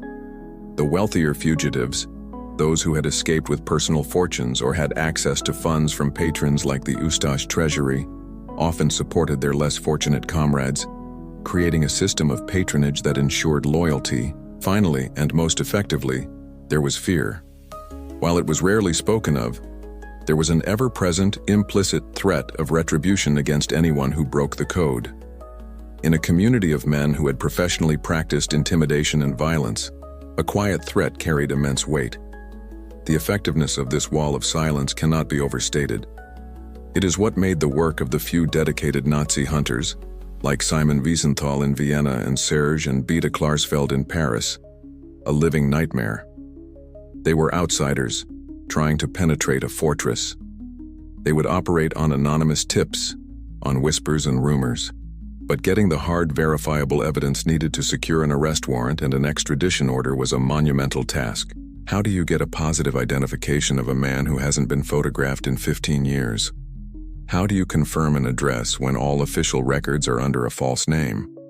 How do you find a witness willing to testify when the entire community is engaged in a conspiracy of silence? Local authorities, either sympathetic, bribed, or simply intimidated, were almost always useless. The mindset of these communities was one of a tribe besieged, a culture defined by a deep-seated paranoia and a defiant loyalty. Uncomfortable. Quote, a sentiment reflecting the worldview of an unrepentant SS fugitive in Argentina. You must understand, we are not Argentinians. We are not Germans anymore. We are a tribe.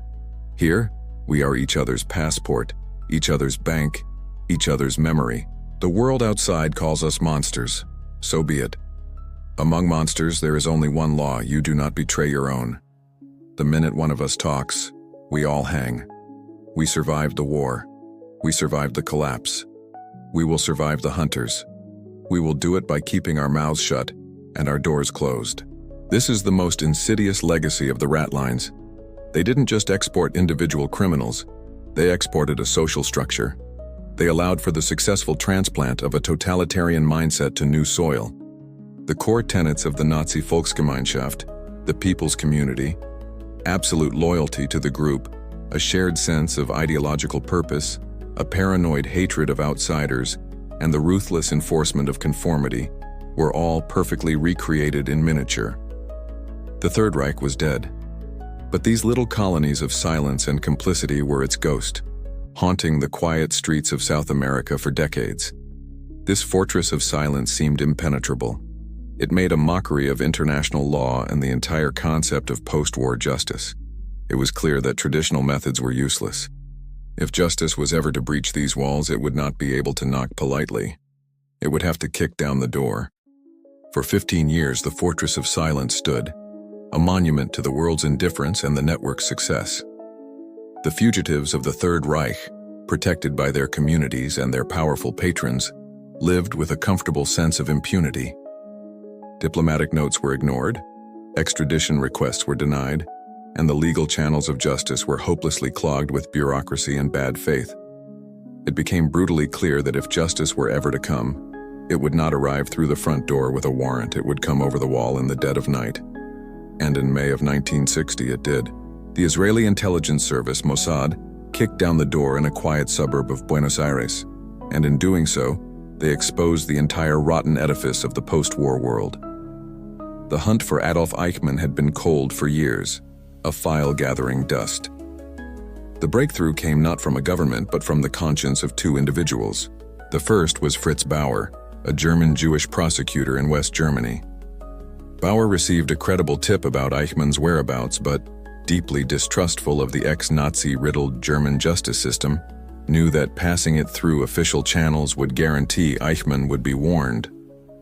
In an act of professional treason and profound moral courage, he secretly flew to Israel and gave the information directly to Mossad. The second was Lothar Hermann, a blind, half-Jewish survivor living in Argentina. His teenage daughter, Sylvia, had begun dating a young man named Klaus Eichmann, who boasted with pride about his father's wartime exploits and his regret that the final solution had not been completed. Hermann risked everything to get his suspicions to the right people. The wall of silence was finally breached, not by spy satellites or governments, but by a brave prosecutor and a teenage romance. Acting on this intelligence, Mossad launched Operation Finale, one of the most audacious intelligence operations in history. A team of agents, many of them Holocaust survivors themselves, was assembled under the command of the legendary Rafi Eitan. They flew to Argentina, posing as tourists and businessmen, and began their surveillance. On the evening of May 11, 1960, they waited on a dark stretch of Garibaldi Street. When Adolf Eichmann stepped off the bus from his job at the Mercedes-Benz factory, the team snatched him, muffled his scream, and bundled him into a waiting car. For 9 terrifying days, they held him in a safe house, interrogating him and verifying his identity, checking for his SS blood type tattoo, his scars, his dental records. He was the man. The exfiltration was as daring as the capture. Eichmann was heavily sedated, dressed in the uniform of an El Al flight attendant, and smuggled aboard a special diplomatic flight that had brought an Israeli delegation to Argentina. He was propped up between 2 agents, appearing to be a sick crew member who had had too much to drink. The plane took off, and the architect of the Holocaust was on his way to face a trial in the state of the people he had tried to exterminate. The diplomatic firestorm was immediate and intense. Argentina, its sovereignty flagrantly violated, furiously protested to the United Nations. But the global moral calculus was overwhelmingly on Israel's side. The world was mesmerized. When Israeli Prime Minister David Ben-Gurion announced the capture, he articulated the profound justification for their illegal act, uncomfortable. Quote, a sentiment reflecting the public statements of David Ben-Gurion in 1960. We have not brought him here to punish him. We are not the masters of his life or death. We have brought him here so that the world may hear his testimony, and so that our people and all peoples may know the full truth of what happened. If we have broken the laws of Argentina, we have done so to uphold a higher law, the law of historical justice for the 6 million who cannot speak for themselves. This was the core of it. The trial of Adolf Eichmann, televised around the globe, was a seminal event of the 20th century. For the first time, the world was given a comprehensive, detailed, and human education in the mechanics of the Holocaust, not through dry documents, but through the searing, unforgettable testimony of over 100 survivors. But the trial did more than just convict Eichmann. It implicitly placed the entire post-war system on trial. It screamed the questions that had been politely whispered for 15 years. How did this man escape? Who in the Vatican helped him get a Red Cross passport? Why did Perón's Argentina give him shelter? Why did it fall to the victims themselves in a brazen act of international kidnapping to do the job that the victorious powers and the world's great institutions had so utterly failed to do? The abduction of Adolf Eichmann was a paradox, a criminal act that produced a transcendent moral good. It was the ultimate proof of the complete and total failure of the international legal order. When governments and institutions become so entangled in their own cynical compromises that they cannot or will not act, they create a vacuum, and in that vacuum, victims are forced to become their own agents of justice. The Mossad operation was not just revenge, it was an act of historical necessity. It was a desperate, violent, and stunningly successful effort to force a world that had chosen to forget to finally look, listen, and remember. The comfortable silence had been shattered forever. The abduction and trial of Adolf Eichmann was a seismic event. It shattered the comfortable silence, dragged the horrors of the Holocaust back onto the world stage, and sent a shockwave of panic through the fugitive communities of South America. For a time, it seemed like a turning point, the beginning of a final furious hunt for justice. But the energy dissipated. The world moved on. The Cold War raged, and the remaining fugitives burrowed deeper into their quiet lives. For decades, a general, unspoken assumption took hold. The Nazi problem was largely a thing of the past. The major players were either captured, like Eichmann, or dead, like Mengele. The chapter, it seemed, was closed. And then, in 1994, a television interview from a picturesque Argentine mountain town proved just how wrong that assumption was. The man on the screen was Erich Priebke, a kindly-looking 81-year-old grandfather. He was the longtime president of the German-Argentine Cultural Association in San Carlos de Bariloche, a respected community leader at the local German school. He was, by all accounts, a pillar of his community. He was also a former SS captain and one of the chief perpetrators of the Ardeatine Caves massacre in Rome in March 1944. This was one of the worst German atrocities on Italian soil. As a reprisal for a partisan attack, 335 Italian civilians chosen at random were taken to the Ardeatine Caves, forced to kneel, and systematically executed with a bullet to the back of the head. Priebke's role was not minor. He was one of the officers in charge. He admitted to personally shooting 2 of the victims, and in an act of chilling bureaucratic evil, he held the list, ticking off the names as the men were led to their deaths. After the war, Priebke escaped from a British prison camp. His route to freedom was a classic of the genre. He received assistance from the clerical Ratline of Bishop Hudel, was issued a Red Cross passport, and sailed to Perón's Argentina in 1949. And for the next 45 years, he didn't just hide in Bariloche. He became one of its leading citizens. He lived openly, under his real name, his past a known secret within the closed German community, but completely invisible to the wider world. He was the living embodiment of the fortress of silence. His downfall was an act of incredible hubris. In 1994, feeling utterly untouchable, he agreed to an on-camera interview with the American ABC News correspondent, Sam Donaldson. In his calm, grandfatherly demeanor, he admitted everything. He confirmed his identity, his rank, and his role in the massacre. In the Yo, he expressed no remorse, only the weary justification of a bureaucrat who had been caught in the gears of history. Uncomfortable. Quote, a sentiment reflecting Erich Priebke's statements during his 1994 interview and subsequent trials. It was a terrible thing, but it was an order from my chief, Colonel Kappler. So I had to do it. The partisans were terrorists. It was a reprisal. 10 Italians for every German. That was the order. My part was to check the list, to make sure the numbers were correct. It was my duty. The broadcast of that interview detonated a global firestorm. The image of this unrepentant mass murderer, living a life of peaceful respectability in a ski resort, was a profound shock. It was 1994. The Cold War was over. The world had changed. The idea that a man like this could still be at large, not hiding but thriving, was an intolerable insult. The new democratic government of Argentina, sensitive to its international reputation, was plunged into a diplomatic crisis. Under immense pressure from Italy, Germany, and Jewish organizations worldwide, they finally arrested Priebke. After a year-long legal battle, he was extradited to Italy to face trial for a crime he had committed half a century earlier. The Priebke affair was more than just the capture of one old man. It was like discovering a living dinosaur. It was a time capsule from the post-war era, proving that the networks of complicity and the communities of silence had been so successful that a major war criminal had been able to live an open public life completely unmolested for 50 years. It was a shocking, late awakening for a world that had preferred to believe the problem had been solved. It demonstrated that the past was not dead, and the moral failures of 1945 had consequences that were still echoing at the dawn of the 21st century.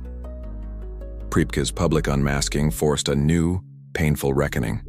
It triggered a final wave of investigations, not just into the few remaining fugitives, but into the systems that had let them go. It was a key catalyst that pressured governments, including the United States and Great Britain, to finally, reluctantly, begin the process of declassifying their own secret, shameful files on the matter. The capture of one boastful old man had inadvertently started to pull back the last layer of the cover-up. The shocking discovery of Erich Priebke living a life of leisure in 1994 was the final straw. Combined with the end of the Cold War, which rendered the old excuses of national security obsolete, the pressure on Western governments to finally come clean about their post-war secrets became irresistible. For 50 years, they had hidden behind a wall of classified documents. Now historians, journalists, and the children of their victims were demanding they tear it down. And so, reluctantly, the archives began to open. But what emerged was not a simple, straightforward confession. It was a masterclass in historical damage control, an official history carefully sanitized to admit the facts while excusing the sins. In the United States, this process was formalized with the Nazi War Crimes Disclosure Act of 1998, which created the Interagency Working Group, or IWG. This body was tasked with declassifying the vast hidden archives of the CIA, the FBI, Army Intelligence, and the State Department. Over several years, they released more than 8 million pages of documents. The revelations were stunning. The long-held conspiracy theories were proven to be cold, hard facts. The documents confirmed, in black and white, the U.S. government's recruitment and protection of Gestapo butcher Klaus Barbie. They detailed the creation and funding of the Gehlen organization, admitting it was staffed with some of the most notorious mass murderers. They laid bare the mechanics of Operation Paperclip, where the files of Nazi scientists were deliberately bleached to get them past immigration. On the surface, it was a moment of truth. But look closer at the official reports that accompanied these document dumps, and you see a more subtle game being played. The facts were admitted, but they were stripped of their moral horror. The language used is the dry, passionless, and exculpatory language of the bureaucracy. The recruitment of a sadistic torturer like Barbie was not described as a monstrous moral failure, but as a difficult operational decision made in the context of post-war exigencies. The men of the CIC who protected him were not painted as villains, but as patriotic officers acting under immense pressure from the existential threat of the Soviet Union. The reports are a masterwork of sanitization. They excel at admitting the what while completely reframing the why. They are confessions written in the language of a legal defense brief. Contrast this with the British approach, which has been one of far greater secrecy. There's been no equivalent of the IWG, no grand public declassification project. The files that have been released from the British National Archives are often heavily redacted with entire paragraphs and pages blacked out. This deeper, more persistent secrecy only fuels the suspicion that the British role was even more cynical, and their hypocrisy even more profound than their American counterparts. Their official history is sanitized not by reframing the narrative, but by refusing to provide one at all. Their silence is their confession. This entire process of managed transparency is a deliberate strategy, a way for powerful institutions to survive the revelation of their past crimes with their legitimacy intact. Uncomfortable, quote, a sentiment reflecting the internal communication strategy of a modern government forced to declassify historical secrets. Sir, the historical facts are what they are, and we can no longer contain them. Our strategy, therefore, must be to control the narrative. We will release the documents, but we will frame them. The key is context. These were not immoral choices, they were difficult operational decisions. The men involved were not villains. They were patriotic officers acting under immense pressure. We must emphasize the existential threat of the Soviet Union at every turn. We admit the what may, but we define the why. It's not a cover-up, it is historical damage control. This is the dark art of bureaucratic truth-telling. When a powerful institution is forced to confess, its primary goal is not repentance, it is self-preservation. Declassification becomes the final, most sophisticated stage of the cover-up. You release the incriminating evidence, but you surround it with a fortress of exculpatory context. You admit that you hired a war criminal, but you do so in a 300-page report that concludes it was an understandable, if regrettable, necessity of the Cold War. You allow the public to see the facts, but only through a lens that you have carefully crafted. So, while these declassified archives are an invaluable resource, the official reports that summarize them are a trap. They offer the illusion of transparency while subtly reinforcing the very worldview that enabled the atrocities in the first place. The idea that for the state, security always trumps morality. The truth came out, yes, but it came with an official cover letter that attempted to justify the unjustifiable. And no institution has perfected the art of the non-confession confession better than the Vatican. The American and British governments, for all their sanitized reports and historical damage control, did at least release the documents. They admitted the facts, however wrapped in exculpatory prose. But when it comes to the art of the non-confession confession, no institution in human history has more practice or more skill than the Vatican. For 50 years, its response to the mounting evidence of its role in the Ratlines has been a masterclass in theological deflection, expressing sorrow for the sins of individuals while fiercely protecting the pristine image of the institution, all while keeping the most crucial evidence under lock and key. The official Vatican position has been one of carefully worded regret. In documents like the 1998 Reflection, we remember a reflection on the Shoah, and in speeches by Pope John Paul II, the Church has asked for forgiveness for the errors and failures of those sons and daughters of the Church. It is a subtle but crucial linguistic trick. It frames the actions of priests like Hudal and Draganovich as the personal failings of individual men who perhaps acted in error, a classic few bad apples defense. It steadfastly refuses to even consider the possibility of systemic, institutional complicity directed or sanctioned by the Holy See itself. It is an apology that admits nothing, a confession that assigns no blame to the confessor. For decades, this position was buttressed by an impenetrable wall, the Vatican's secret archives. The files from the pontificate of the wartime Pope, Pius XIII, were sealed, making a full and impartial accounting of his decisions and directives impossible. While Pope Francis has commendably opened these archives to scholars in recent years, allowing for a new and more nuanced understanding, one set of books remains a complete black box. These are the financial records of the Istituto per le Opere di Religione, the IOR, better known as the Vatican Bank, and it is in that shadowy ledger that the greatest secrets may still be kept. The central, explosive, and never refuted allegation remains that of the Ustaše treasury. The 1946 intelligence report from a U.S. Treasury agent alleging that the Croatian fascists' blood gold was being held and laundered through Vatican-connected channels by Father Draganović is the single most damning piece of evidence linking the Church to the financial machinery of the Holocaust. The WWII's response to this allegation over the past 75 years has been a deafening silence. Lawsuits filed in American courts by Holocaust survivors and their descendants have been systematically dismissed on the grounds of the WWII's sovereign immunity. The Holy See has never, not once, permitted an independent forensic audit of the IOR's accounts from that period. This is not an isolated incident.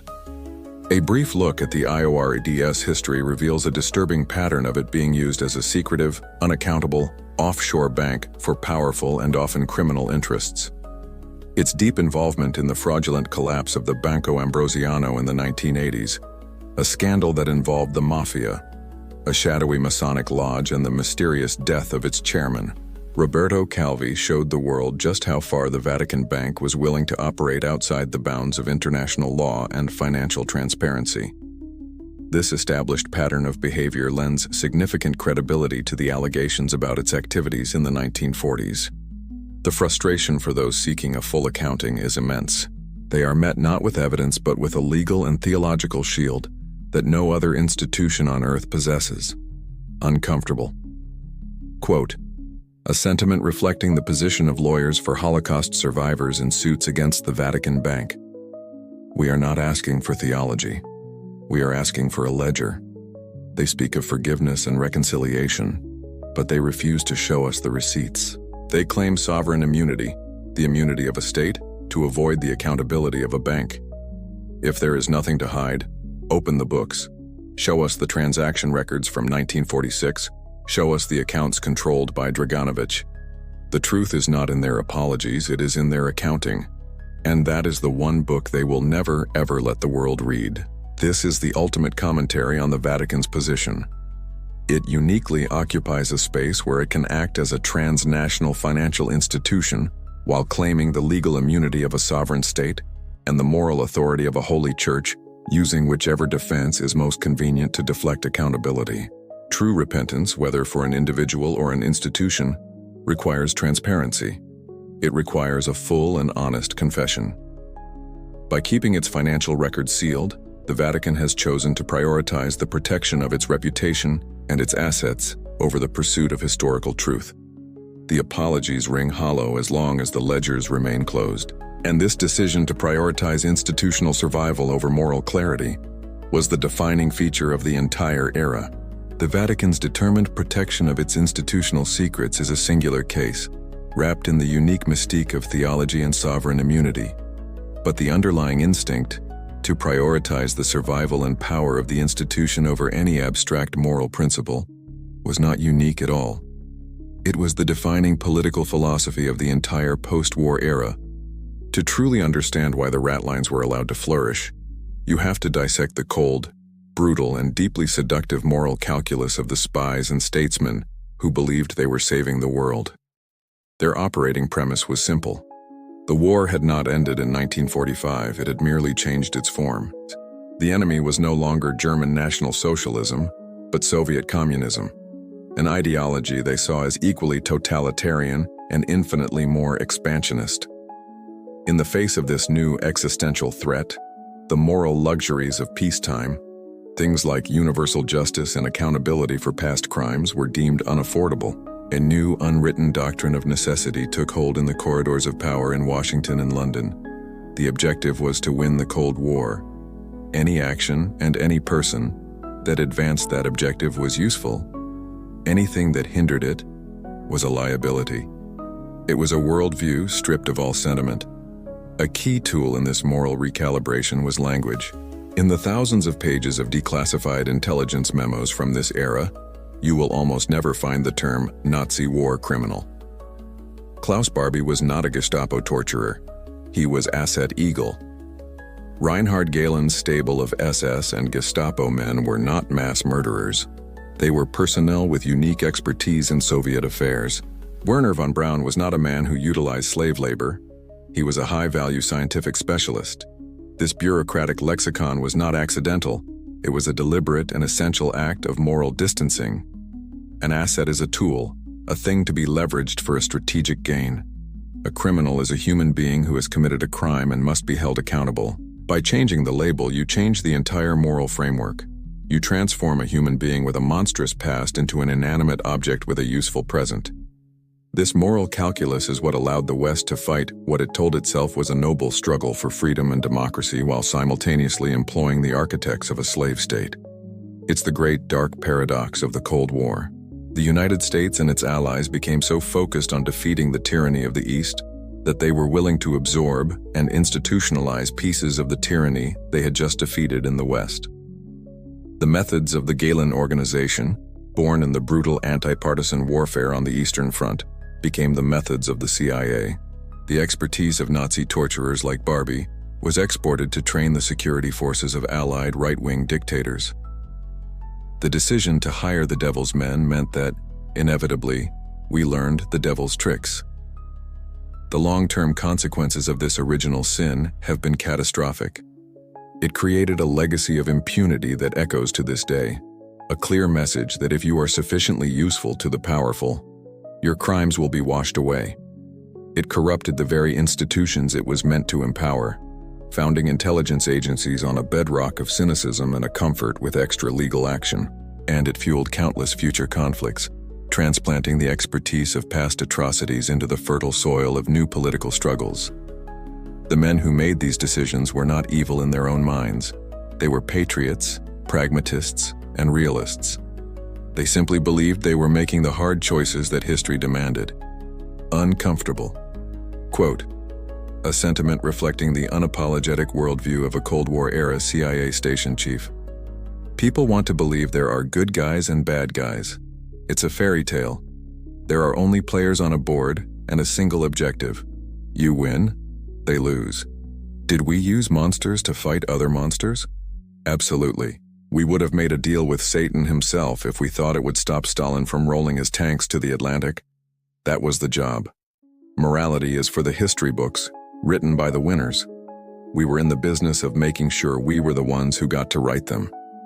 This is the intellectual and moral framework that explains everything. The Nazi Ratlines were not an unfortunate accident or a rogue operation.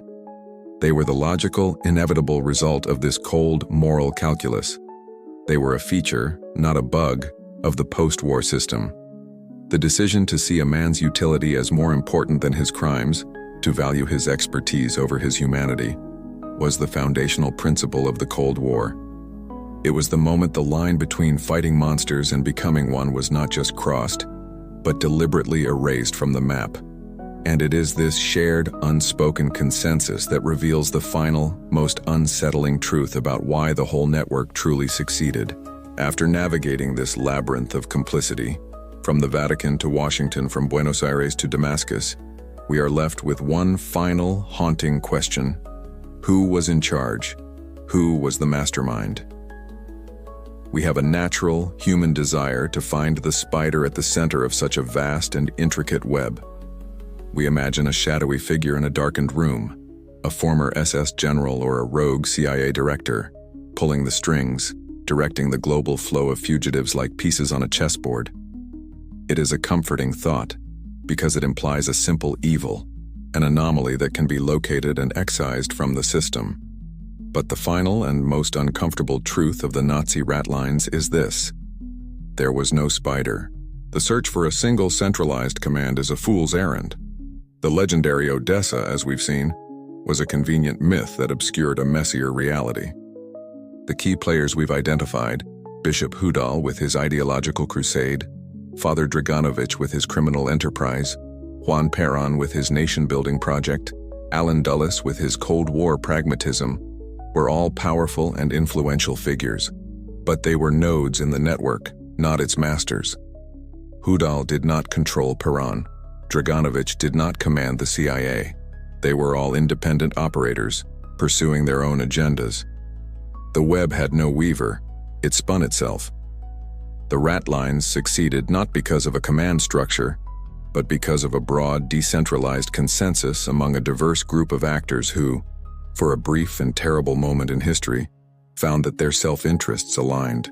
The unifying force was not a set of orders from a single source, but a shared set of powerful motivations. First and foremost was the paralytic fear of communism, a fear so profound that it made allies out of former enemies and saints out of sinners, uniting the Pope in Rome with the spies in Langley. Second was ideology, the unrepentant belief in fascism and a shared anti-Semitism that bonded the fugitives themselves with their hosts in Spain, South America, and the Middle East. And third was simple, amoral opportunism, the greed of the Swiss bankers who saw only profit in blood money, and the strategic ambition of the intelligence agencies who saw only useful assets, where the world saw mass murderers. This consensus created what can only be described as a global, permissive environment for impunity. Each player, by acting in their own perceived self-interest, contributed a crucial piece to the machine, all while being able to deny responsibility for the machine's final output. The Vatican could claim it was only offering charity. The US government could claim it was only gathering intelligence. The Italian government could claim it was only focused on its own internal stability. The Red Cross could claim it was simply overwhelmed. Each institution could point to another and say, they are the ones truly responsible. It was a perfect system of distributed guilt, where everyone's complicity allowed everyone to feel essentially innocent. This is why the traditional model of a conspiracy doesn't quite fit. A conspiracy is typically a small group acting in secret against the established system. The Ratlines were not against the system. For a time, they were the system. They were the unspoken operational policy of the very institutions that publicly professed a commitment to justice. The great secret was not that war criminals were escaping. The secret was the official global pretense that stopping them was the top priority. Uncomfortable. Quote, the narrator's closing argument. So we search for the spider, for the single villain at the center of the web, because it's a comforting thought. It implies that if we could just find and crush that one evil, the web would collapse. But the truth is so much worse. There was no spider. The web spun itself. It was woven from thousands of individual threads of fear, ambition, greed, and ideology, all pulled taut by the gravity of the Cold War. The Ratlines weren't a conspiracy against the system. They were the system. The story of the great Nazi escape, then, is not the story of a few evil men who got away with it. It is the story of a profound moral failure at the very heart of the post-war world. It reveals a moment when the victors, the humanitarians, and the holy men all looked at the horrors of the past and decided that the anxieties of the future were more important. They made a deal with the devil, not in one grand pact, but in 1,000 small, self-interested, and ultimately catastrophic decisions. The result was a ghost network, an invisible empire of impunity whose consequences still haunt us, a web of lies whose threads are still being untangled to this very day. The weight of this history is the price of secrecy. The decision to sacrifice justice for strategic advantage didn't just allow a few guilty men to die in their beds.